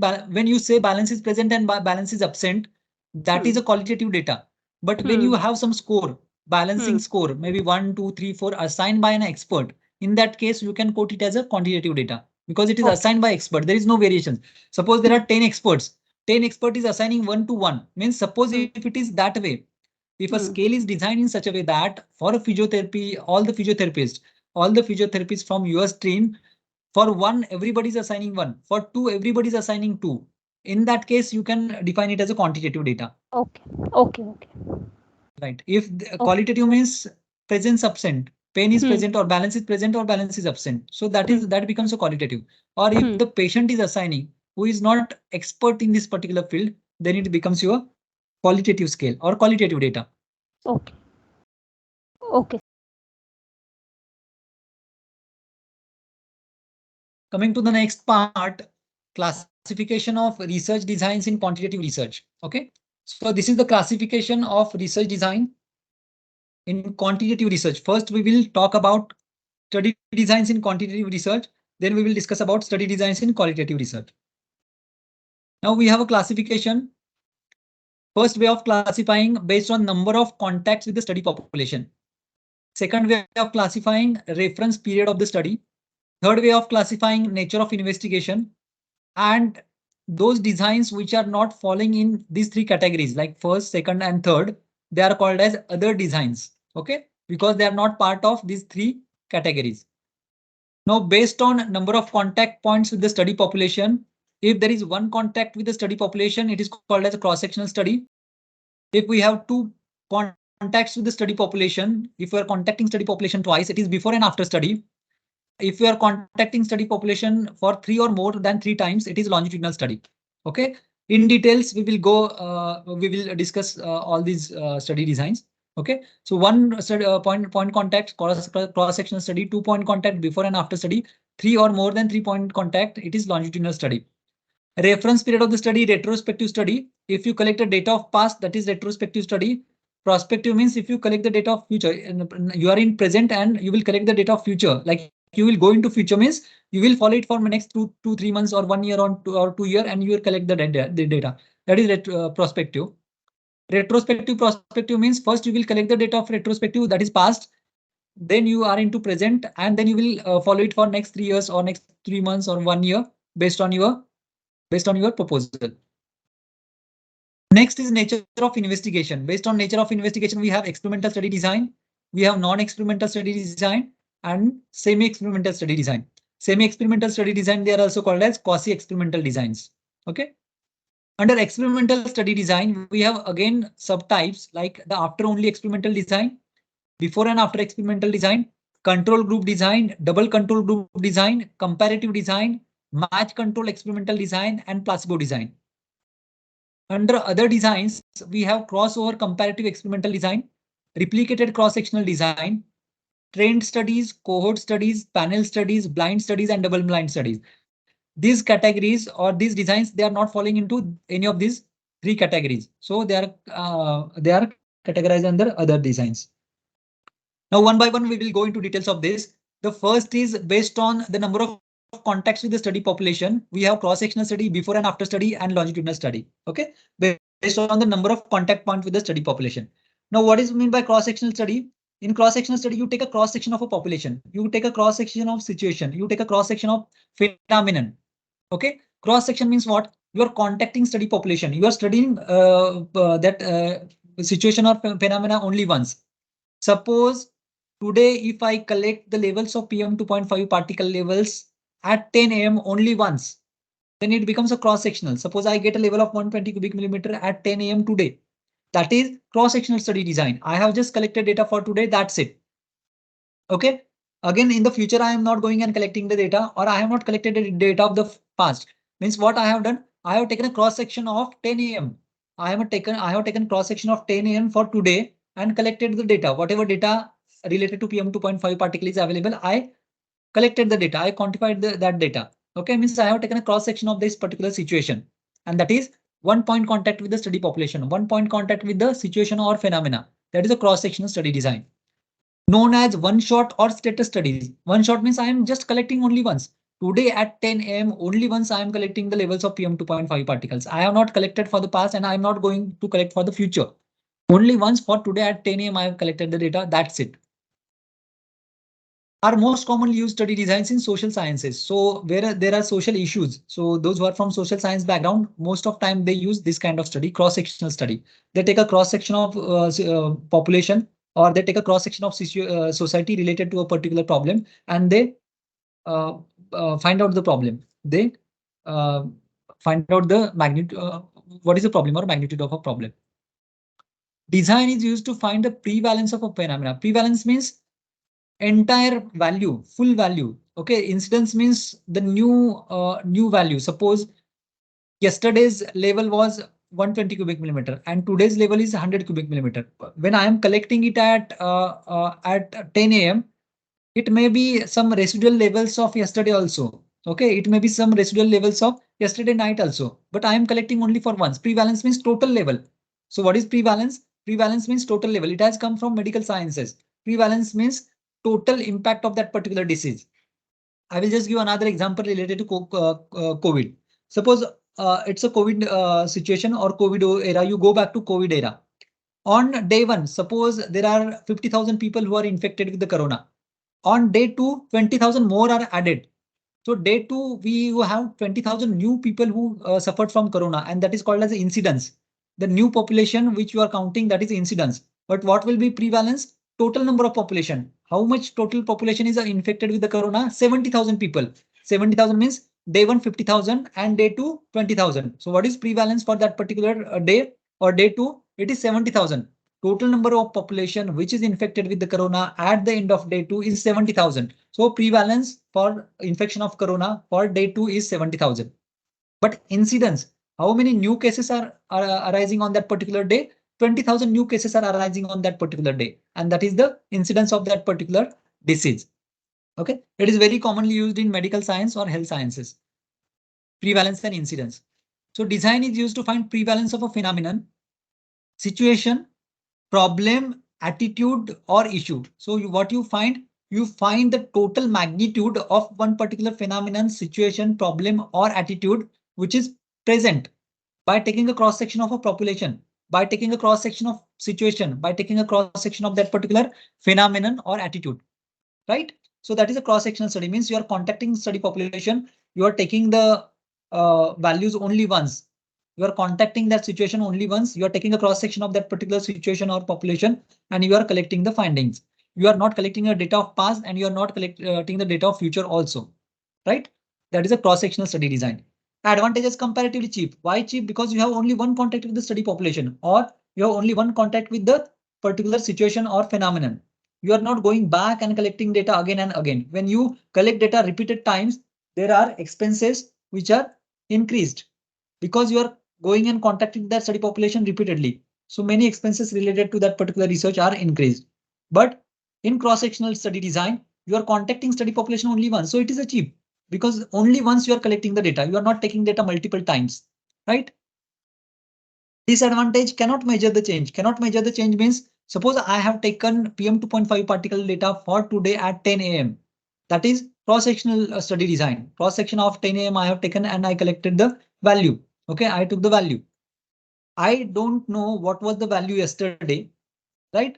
Even after end of the day, at the end of the day, even I don't know what is the value at the end of day. So I'm not measuring change. Change means suppose level yesterday is 100 cubic millimeter and today is 120 cubic millimeter.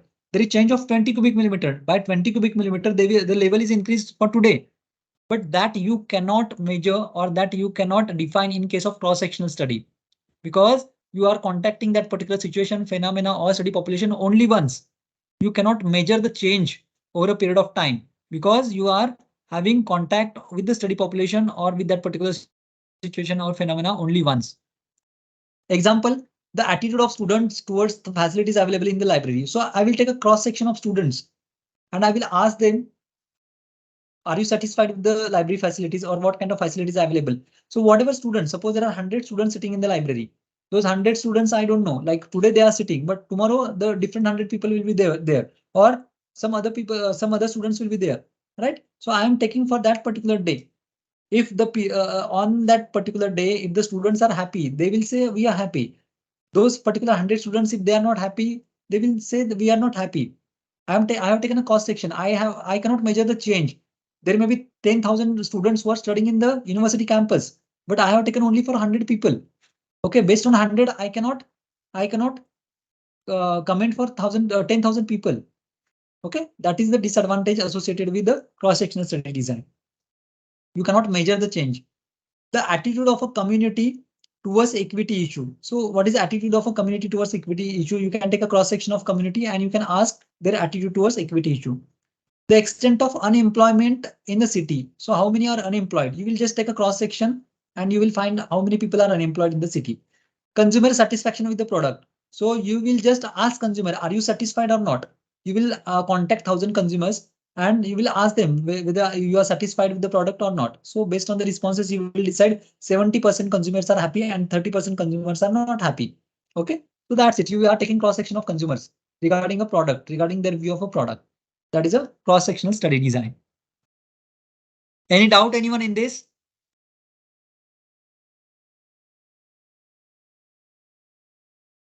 I mean, quantitative research. Yeah, so we are discussing quantitative only. The example you gave us, this the attitude of students towards facilities. This comes in quality, the attitude we are measuring. Yeah, you are measuring attitude, but when you are measuring attitude, you can apply a scale in such a way that you can convert it into towards quantitative scale. Like just now, yeah. Rating scale you can just put in a this thing quantitative manner. Number of books available in the library. Okay, number of standard journals available in the library. So that kind of things you can add the numbers. This is just example. You can add the numbers. Before and after study design. Now, what was drawback of cross-sectional study design? In cross-sectional study design, you are taking a cross section, so you cannot measure the change. Okay, so you do not have any value to measure the change in case of cross-sectional study design. Now that disadvantage is taken care by before and after study design. So the main advantage of before and after study design, also known as pre-test and post-test study design, is that you can measure the change. Okay, so in cross-sectional study design, you cannot measure the change because you are getting only one value. You are contacting study population situation or phenomena only once. Okay, so you cannot see what was previous value and what will be the value in the future.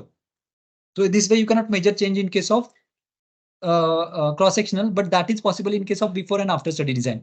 In before study design, you are taking value before and then after intervention, you are taking the values. Like in my case, what I will do, suppose I want to study the impact of electric vehicles for next 3 months. Now the data for PM 2.5 particle is available. It is available with the ministry which is taking care of environment, okay, environmental issues.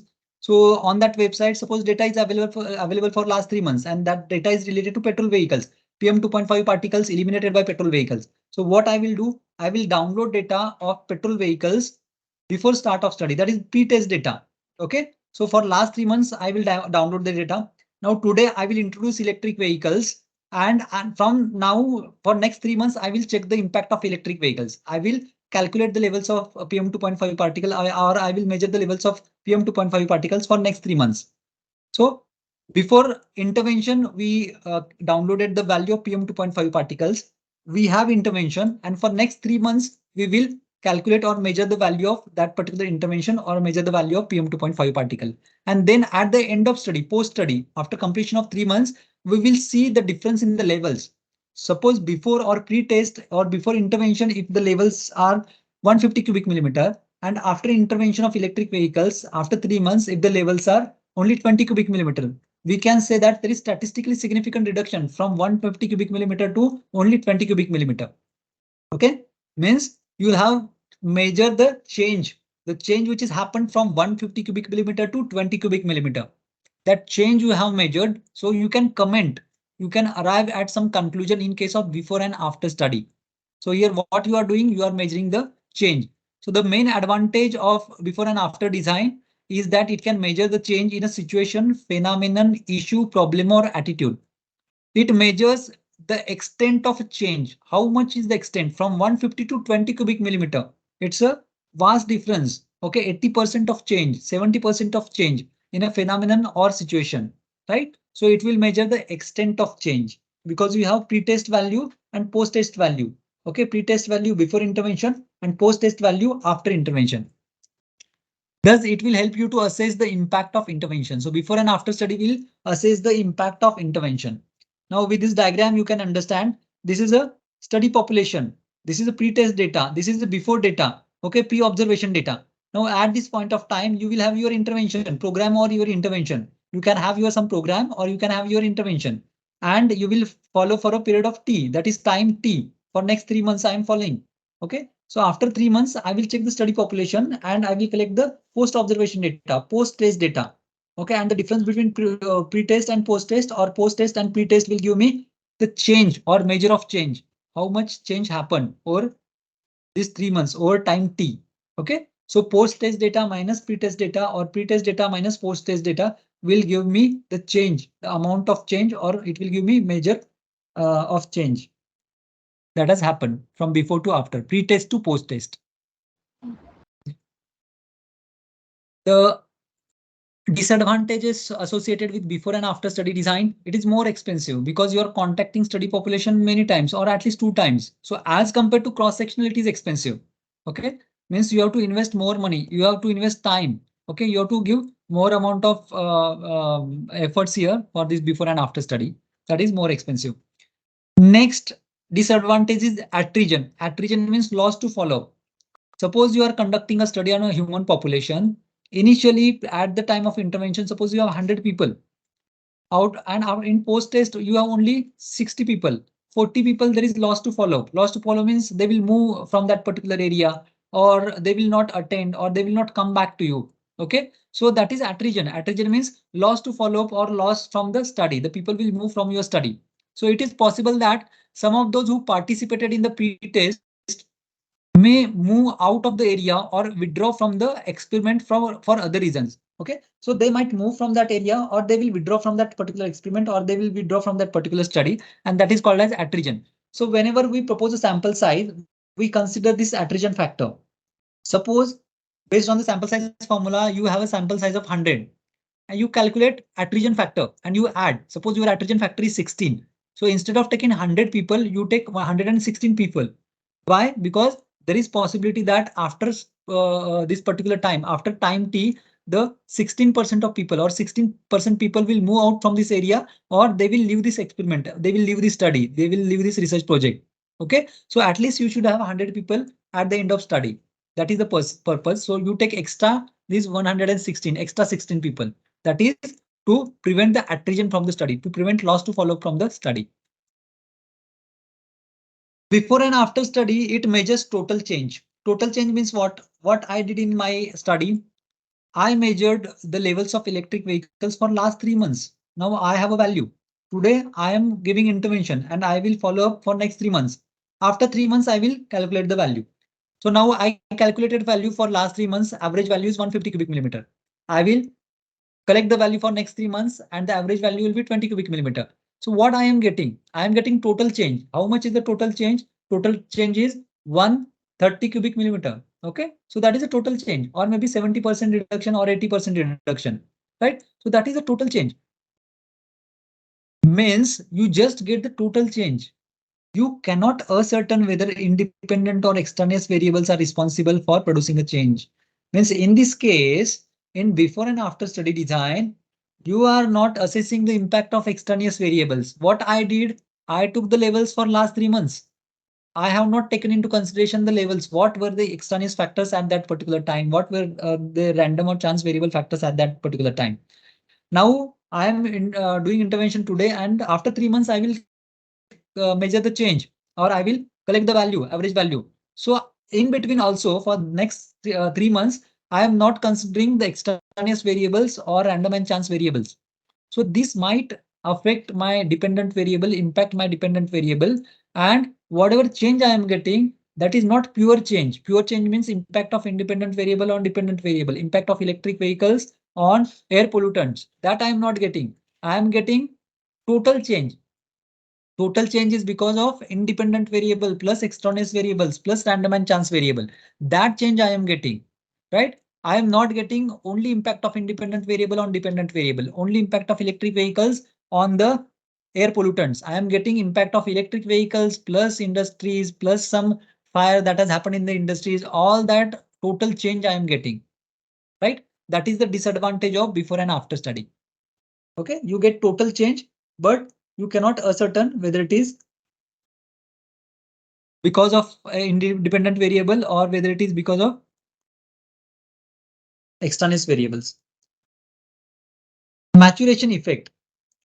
Suppose maturation effect is what? Maturation effect means the study population if matures. Study population is matures means what? Suppose you are working on a group of students or a group of a population who is 5 years of age, and you want to collect data for next 5 years. At this particular point of time, they are 5 years of age.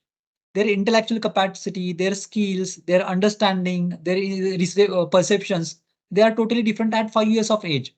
After 5 years, when you will go back to them or when you will just assess them or you will take questions or answers from them, their level of maturity will be different. Their level of understanding will be different. Their perception will be different. Their skills will be different, right? So that is a maturation effect. Means your population is maturing. Your study population is maturing, and because of that maturation, whatever impact you are getting, whatever answers you are getting, that are not correct answers. Those answers, whatever answers you are getting for the population which is of 10 years of age, that is answers because of their increase in the intellectual capacity, increase in the skills. Their perception is different at this particular point of time as compared to their perception when they were 5 years of age. So maturation effect is generally seen in population who is maturing, who is increasing in size. So that is again drawback of this kind of study, because you are not assessing the population for multiple intervals. In before and after study, you are taking observation pre-test or before start of study, and second observation you are taking at the end of study. Means at 5 years of age, you will take one observation, and at 10 years of age, you will take observation. But whatever responses they give at 10 years of age, that will be totally different in terms of their understanding of situation, perception, or phenomena will be totally different at 5 years and at 10 years. So whatever answers they will give at 10 years may not match with the answers which are given at 5 years of the age. Okay, so that is called as a maturation effect. Next is reactive effect. Sometimes the instrument itself educate the respondents. Okay, so by seeing the questions, by seeing the format of questions, they get knowledge, they get education. Suppose you have questions related to tobacco, like we have one a PhD scholar who is working on tobacco and oral cancer. Suppose she prepares a questions on tobacco and related to oral cancer or tobacco and development of oral cancer. The person is reading those questions. Because of that reading questions, he is getting knowledge. Means tobacco is causing the harm. Tobacco is creating cancers. Tobacco is the cause for development of cancer. That person is reading. So he is getting educated. So a reactive effect means he will react in a different way. If that person is tobacco chewer, if that person is smoker, he will react in a different way because he is educated now. Previously, he was not aware. Previously, he was not aware tobacco leads to cancer. Previously, he was not aware smoking leads to cancer. But now he read the questions. Now, after reading questions, he got educated. He came to know. When he was uneducated, when related to that particular situation or phenomena, or whenever he was not aware about that particular situation or phenomena, his responses were different. And now, after education, the responses might change. Okay, he might either put in more responses in positive zone or negative zone based on the kind of education for that particular study. Okay, so that is called as a reactive effect. Reactive effect because of the instrument. Means questionnaires educated that person. The language of questions educated that person. The proposed answers educated that person. Okay, so that questionnaire or that research instrument or research tool educated the person, and that leads to a reactive effect. Next effect is a regression effect. Regression means going back. Going back means what? The mere expression of an attitude in response to questionnaire or interview has caused them to think about and alter their attitude at the time of post-test. Now, suppose this PhD scholar is working on two groups. One group is chewing tobacco and other group is not chewing tobacco. Suppose there are 50 people who are chewing tobacco and 50 people who are not chewing tobacco. Now she is giving questionnaire to those all 100 people. All 100 people are reading the questions. After reading questions, those 50 people, they came to know that because of chewing of tobacco, there will be possibility of development of cancer. So they will leave this habit. They will stop chewing tobacco. They will stop smoking. So what is regression effect? Means you cannot have a pure group of smokers versus non-smokers or tobacco chewers versus non-tobacco chewers for her. Okay, so there will be regression effect of the instrument. Regression effect means there will be mixture. Now, after reading all these questions, 20 people they left smoking habit, 20 people they left tobacco habit. So now you have a group of people who are smokers or tobacco, that is only 30, and non-tobacco chewers or non-smokers, that is 70. Okay, so that is a regression effect. Regression means because of those questionnaires, because of that interview, either questionnaire or interview, just I give one example. Okay, their attitude has changed. Okay, there is regression in the attitude. Attitude has changed from positive to negative or negative to positive. Here it was negative attitude. They were smokers. Okay, now they are non-smokers. They have stopped the smoking.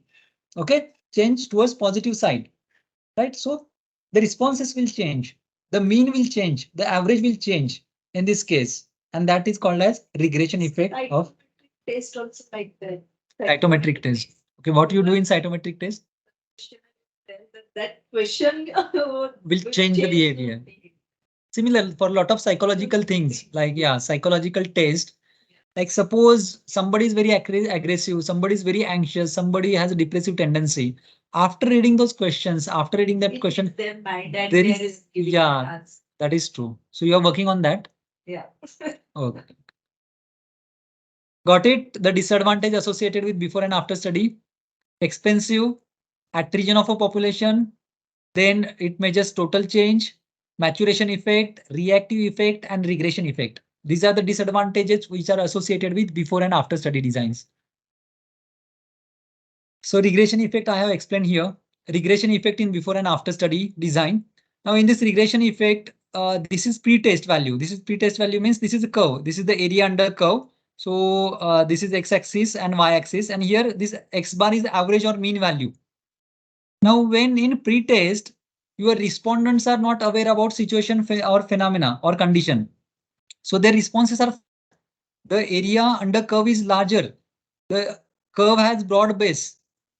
But after reading questions, after reading responses, after reading the research instrument, they are educated and their behavior had changed, and now they are moved towards average area. Their markings, their responses have moved towards average value or mean value. So the base is narrow now. Why this base has become narrow? You see, this is the post value. Whatever is in dotted line, this dotted line is post value, and this is a pre-test value. Okay, so this curve is of pre-test. The curve of pre-test is more flat. It has a broad base. But after post-test, since they got educated, they have a knowledge, their responses have changed and their responses have come nearer to an average value or mean value. So there is narrowing of this base of post-test responses, right? So area under curve has narrowed, and that is called as a regression effect of an instrument. Regression effect of your study instrument or research instrument.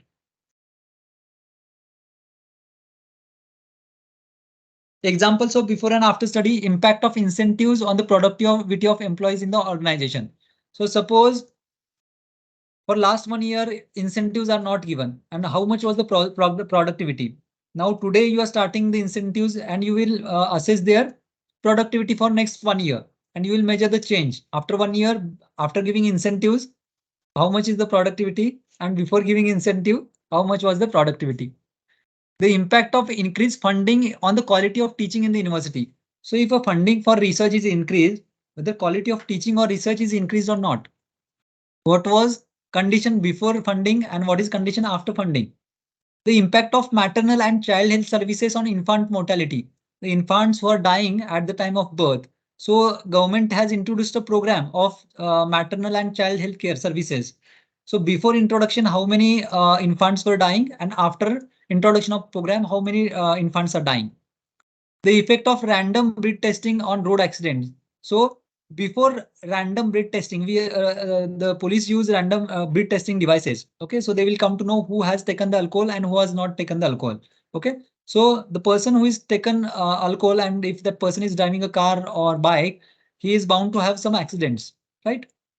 So before, how many accidents were there before random breed testing, and after random breed testing, the number of accidents on the roads.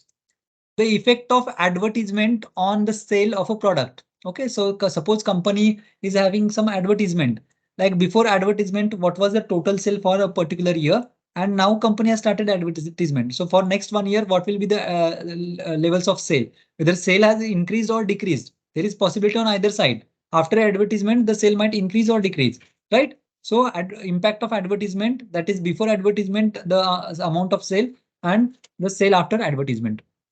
The effectiveness of marriage counseling services may be related to marriage related problems. You can take any marriage related problem. So effectiveness before marriage counseling services and effectiveness after marriage counseling services. Effectiveness of drug awareness program on the knowledge about the use of drugs among young people. So suppose a program is initiated by government or university in the university campus about knowledge about the drugs, okay, and their disadvantages, okay, use of different kinds of drugs or their disadvantages. Before this program, what was the impact, and after the introduction of program, what was the impact, right? So these are all examples from different fields about before and after studies. Okay. Sir, excuse me, sir. Sir, can you just once repeat the regression effect? Just once more. Yeah. Now regression effect is what? There is change in the attitude. Why there is change in the attitude? Because you are educating the population. So their responses are changed. Now I gave you example of people who are smokers and who are non-smokers. Now this is a pre-test data. Suppose people are not aware. Suppose this PhD scholar has selected 100 people. All those 100 people, they are not aware about the ill effects of tobacco. They are not aware that tobacco chewing leads to cancer. So this is the pre-test data. At pre-test, they will honestly mark the answers, whatever are there. But during marking those answers, during reading the questions, or during reading the initial part of the questions, they will come to know that tobacco leads to oral cancer. Because of tobacco, there is possibility of development of oral cancer. So in next few months, what will happen? The people, some of the people, they will leave the tobacco, or some will change the attitude. Suppose somebody is eating tobacco for 10 times a day. That person will reduce the frequency. He will eat only for 5 times a day, or 3 times a day, or 2 times a day. Means there is change in the attitude. So initially, the area under curve represent the responses of the respondents. These are the respondents in the pretest area. Okay, this is flat pretest area curve. The base is broad, means base is broad means what? It is away from the mean. It is away from the mean. There is deviation from the mean. Standard deviation is large. So the respondents response deviation is large. But after education, they have an idea. They got educated.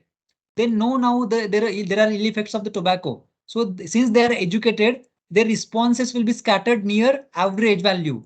Since their responses will be scattered near average value, the deviation will be decreased. You can see the deviation. This much is the deviation after post test, and this is large deviation. X bar means mean value, and this is extreme values, positive values and negative values. Okay, these are positive responses. These are negative responses. So how much are the deviations from mean? Positive responses from mean and positive negative responses from mean in this diagram. Okay, means change from mean towards positive responses, change from mean towards negative responses. In pre-test case, the change is large, the deviation is large, the variance is large, variations are large. But after post-test, you can see there is a reduction in the levels of these responses, or these responses are scattered near average value. What has happened? The responses are now scattered near average value. Previously, the responses were away from the mean value or average value. After education or after reading the questions, their attitude had changed, and their responses are now gathered near average value. So the base is narrow for this area under curve or responses under curve. The base is narrow because the responses are scattered more near to average value. Got it? Yes, yes, sir. Got it. So basically, the tool, the measuring tool itself has become an educational tool. Yes, kind of. attitude has changed. Huh. Previously, they were not aware that tobacco leads to cancer. After reading the questionnaires, after reading a part of questions, they come to know tobacco has ill effects. So some of them will leave it because they don't want to get into that cancer related thing. So they will leave it, or they will change the attitude. They will reduce the frequency. So that change in attitude will be seen in the form of reduction in the area under curve for that responses. Okay, okay. And how is it different from the reactive effect? Actually, that I mean, I got confused between those two terms actually. The See, reactive effect reactive and the means there some instrument will educate the respondents and they will react. They will immediately react. Now here what is happening? Yeah, they will so react during in the that form of first assessment itself. yeah. There will be In a the change. first assessment, here what is here regression means going back. Means they are first they are giving you responses in regression effect. For 3 months, they have read now everything. For 3 months, they will follow that some 20% have left the habit for next 3 months after reading the responses. But in reactive effect, immediately they will react. Immediately they will, now they are educated. Now they know that tobacco leads to cancer. So if you ask question, are you smoker? They will write, no, I am not smoker. So that is reactive effect because they know like what questions are likely going to come, or they will afraid. If you're a doctor, you might ask them to leave, or if that is exposed to the population, outside population, or if that is exposed to society, they will give false responses. Now because they are educated, tobacco is bad thing, tobacco leads to cancer. Now they are immediately they are aware and they are giving immediate responses, immediate reactions they are giving in the form of wrong responses. Previously they would have ticked to yes, but now they are taking it to no because of reactive effect. Reactive effect means they are aware that tobacco leads to cancer, but they don't want to tell that I am a tobacco user. The person don't want to tell that I am a tobacco user. So he will hide. He wants to hide. And for hiding purpose, he will tick to no. Okay, okay, sir. Got it. Thank you. Sir, how we will know that it is because of intervention or because of the instrument we are using? Regression effect. Yeah, see, that is the disadvantage. No, it is we are discussing it under disadvantage only. In before and after study, you have only two observations. Before observation, before intervention, and one after end of intervention. If you have multiple observations, if I am collecting data for every day, for 3 months, I am collecting data that becomes my longitudinal study. In that case, I will come to know. But if I am collecting data at the end of 3 months, then whatever is happening between these 3 months, I will not come to know. That is the disadvantages associated with before and after study. And that disadvantage is taken care by longitudinal study. Means you are taking observation every day. You are taking observations repeatedly. You are contacting the population repeatedly. Yes. Any other doubt, anyone? Okay, next is longitudinal study design based on the contact point with the study population. Here we are contacting study population multiple times. Multiple times means 3 times, 4 times, or multiple times. Okay, so study population is visited a number of times at regular intervals, usually over a long period to collect the required information. Now in before and after study, what I did, I collected data for last 3 months or 3 months back, I collected the data. I have intervention today and after 3 months, I will collect the data. That was my before and after study. In longitudinal study, I will collect the data for last 3 months every day. Okay, everyday data for last 3 months throughout the day. Throughout the day means multiple values, morning values, afternoon values, or evening values. Generally, air pollution is higher on morning hours and evening hours because the people are moving towards office, and in the evening hours, the people are coming back from the office. Okay, so these are the busy hours. So these are the peak hours. In peak hours, you will get more PM2.5 particle level. In longitudinal study, what you are doing, you are measuring, you are having such kind of measurements. You are having multiple measurements. So multiple times I am measuring in the morning, I am measuring in the afternoon, evening, and at night also. So I will have multiple measurements. And based on that, I can have multiple conclusions or multiple analysis that are possible. So here what I am doing, I am contacting my study population number of times at regular intervals. So this is a T interval. So this is a study population which is followed for long period of time. Longitudinal means over a long period of time. So how much time? the interval between two measurement is T. Okay. In my case, it is 4 hours, 3 hours, 6 hours, 1 day. So based on your study, you can decide the interval. So here it is T interval. After every T interval, the measurements are taken. First measurement, second measurement, third measurement, fourth measurement. That way the data is collected. So here data is collected first. After T interval, data is collected. Again, after T interval, data is collected. So after T interval, data is collected, right? For longitudinal study means longitudinal means over a long period of time and the data is collected over multiple times. Okay. Multiple contact points are present in case of longitudinal study design. Study population is visited a number of times at regular intervals, usually over a long period. So why it is called as longitudinal study? Because study population or situation is followed for long period to collect the required information. To study pattern of change in a phenomenon or situation. This is the most important aspect of longitudinal study design. You come to know pattern of change. If I want to assess what is the pattern of change of PM 2.5 particle level, what is the level in the morning hours, afternoon hours, evening hours, and what happens at night. Okay. So if I want to assess the pattern of change, longitudinal study is the must study, or longitudinal study is the correct way of study. Okay. You just want to assess the change. If you just want to measure the change before and after, then before and after study design are correct designs. Okay. So in longitudinal study, you come to know pattern of change, not only measure of change, but you come to know what is a pattern of change in a phenomena or situation. What are advantages associated with longitudinal study? It allows the researcher to measure pattern of change. Previously, two studies, cross-sectional study and before and after study, you cannot measure what is a pattern of change. But in case of longitudinal study, you can measure pattern of change that is associated with that particular situation or phenomenon. It allows researcher to measure the pattern of change and obtain factual or correct information, actual information. So actually what is happening? What is the time when PM 2.5 particle levels are increasing?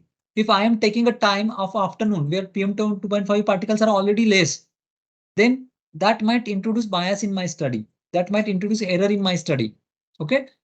Now I am studying a pattern of change. After longitudinal study, I come to know that in the morning hours and evening hours, the levels of PM 2.5 particles are highest. So I will select those timings for my study, maybe after 3 months or for my consecutive study, or I can mention in the published papers. Okay, so that will help you to increase the accuracy of your study. Right? It will give you factual information, pattern of change, requiring collection on a regular or continuing basis, thus enhancing the accuracy. Overall accuracy of study is more in case of longitudinal study as compared to before and after study and cross-sectional study. Disadvantages: longitudinal studies can suffer from conditioning effect. This describes the situation like conditioning effect just now we have seen. Okay, this describes the situation wherein if the same respondents are contacted frequently, they begin to know what is expected of them, and they may respond to questions without thought, or they may lose interest in the inquiry with the same results. So conditioning effect means what? It is slightly different from, or it is different from your regression effect. Conditioning means what? You want to contact a study population. You are working on a people who are of a group of 50. And you want to contact them repeatedly. Every day you are giving same questionnaire for next 3 months. First day, they will show enthusiasm, they will write it correctly, and they will put their responses, true responses, neutral responses. Second day, okay, fine, they will put some responses. Third day, 4 days, after maybe 6-7 days, they will start feeling irritated. Okay, they will start avoiding you. Every day, if you ask them to fill same questions, responses of the same questions, after a particular point of time, they will start avoiding you. And that is called as conditioning effect. So without thinking, they will mark either in the positive zone or negative zone. Okay, because they don't want to part of the study, or they don't want to respond, or there is conditioning effect. Conditioning means they are exposed repeatedly to same condition. They are conditioned to same situation or phenomena repeatedly and every day, or they are repeatedly exposed to similar condition. So they will try to avoid the responses, and that effect is called as conditioning effect. Okay. So they may lose interest in the study. They may lose interest in the responses, what they are marking. So they might mark in the more in the positive zone or more in the negative zone, or totally they will mark in the not applicable, like neutral zone. Okay. So they will mark most of the responses either in the S zone or no zone or neutral zone. and that is called as a conditioning effect that is associated with longitudinal study. When you are working on human beings and when human beings are repeatedly exposed to your questions, so definitely you will have this kind of effect. Example, trends in the demand for labor. Trends in demand for labor for last 5 years. For in the last 5 years, lot of things have changed, or you can say in last 10 years, lot of things have changed. There is total change in the IT industries or most of the industries. You take all the industries, there is total changeover of most of the industries. So there is change also in the demand of labor. So if you study a trend for 10 years, that becomes a trend, or most of the trend studies, they are under longitudinal study design. Trends in immigration. So what is the trends in immigration? Okay, what is trends in immigration in India? If you study for next 10 years, that will be a trend study, and that is a longitudinal study. Change in the incidence of COVID-19 infection worldwide. So over a period of now 2 years, over a period of now 2.5 years, what is the change in the incidence of COVID-19 infection all over world? That is a longitudinal study. You started in 2020 and now you are in 2023. You are still continuing that study. Mortality, morbidity, and fertility patterns of a population. So how many people are dying, how many people have morbid conditions, and how many people are in a fertility stage. So maybe you will start study, or such kind of studies are done by government. Okay, because the government wants to come up with programs. There are so many programs which are implemented by the government. The programs for old people, the programs for children, the programs for middle-aged people. Okay, the programs for employed people, programs for unemployed people. So all these programs are based on such kind of longitudinal studies. Most of government agencies, they conduct such kind of studies so that they will come up with some particular program, intervention to reduce the impact of that particular problem. Any doubt in the first part, the first way of classification of quantitative research design? We are discussing quantitative research study designs or study designs in quantitative research. We have finished with the first part, that is classification based on the number of contacts with the study population. That is 1 point contact, cross-sectional study, 2 point contact, before and after study, 3 point or more than 3 point contact, longitudinal study.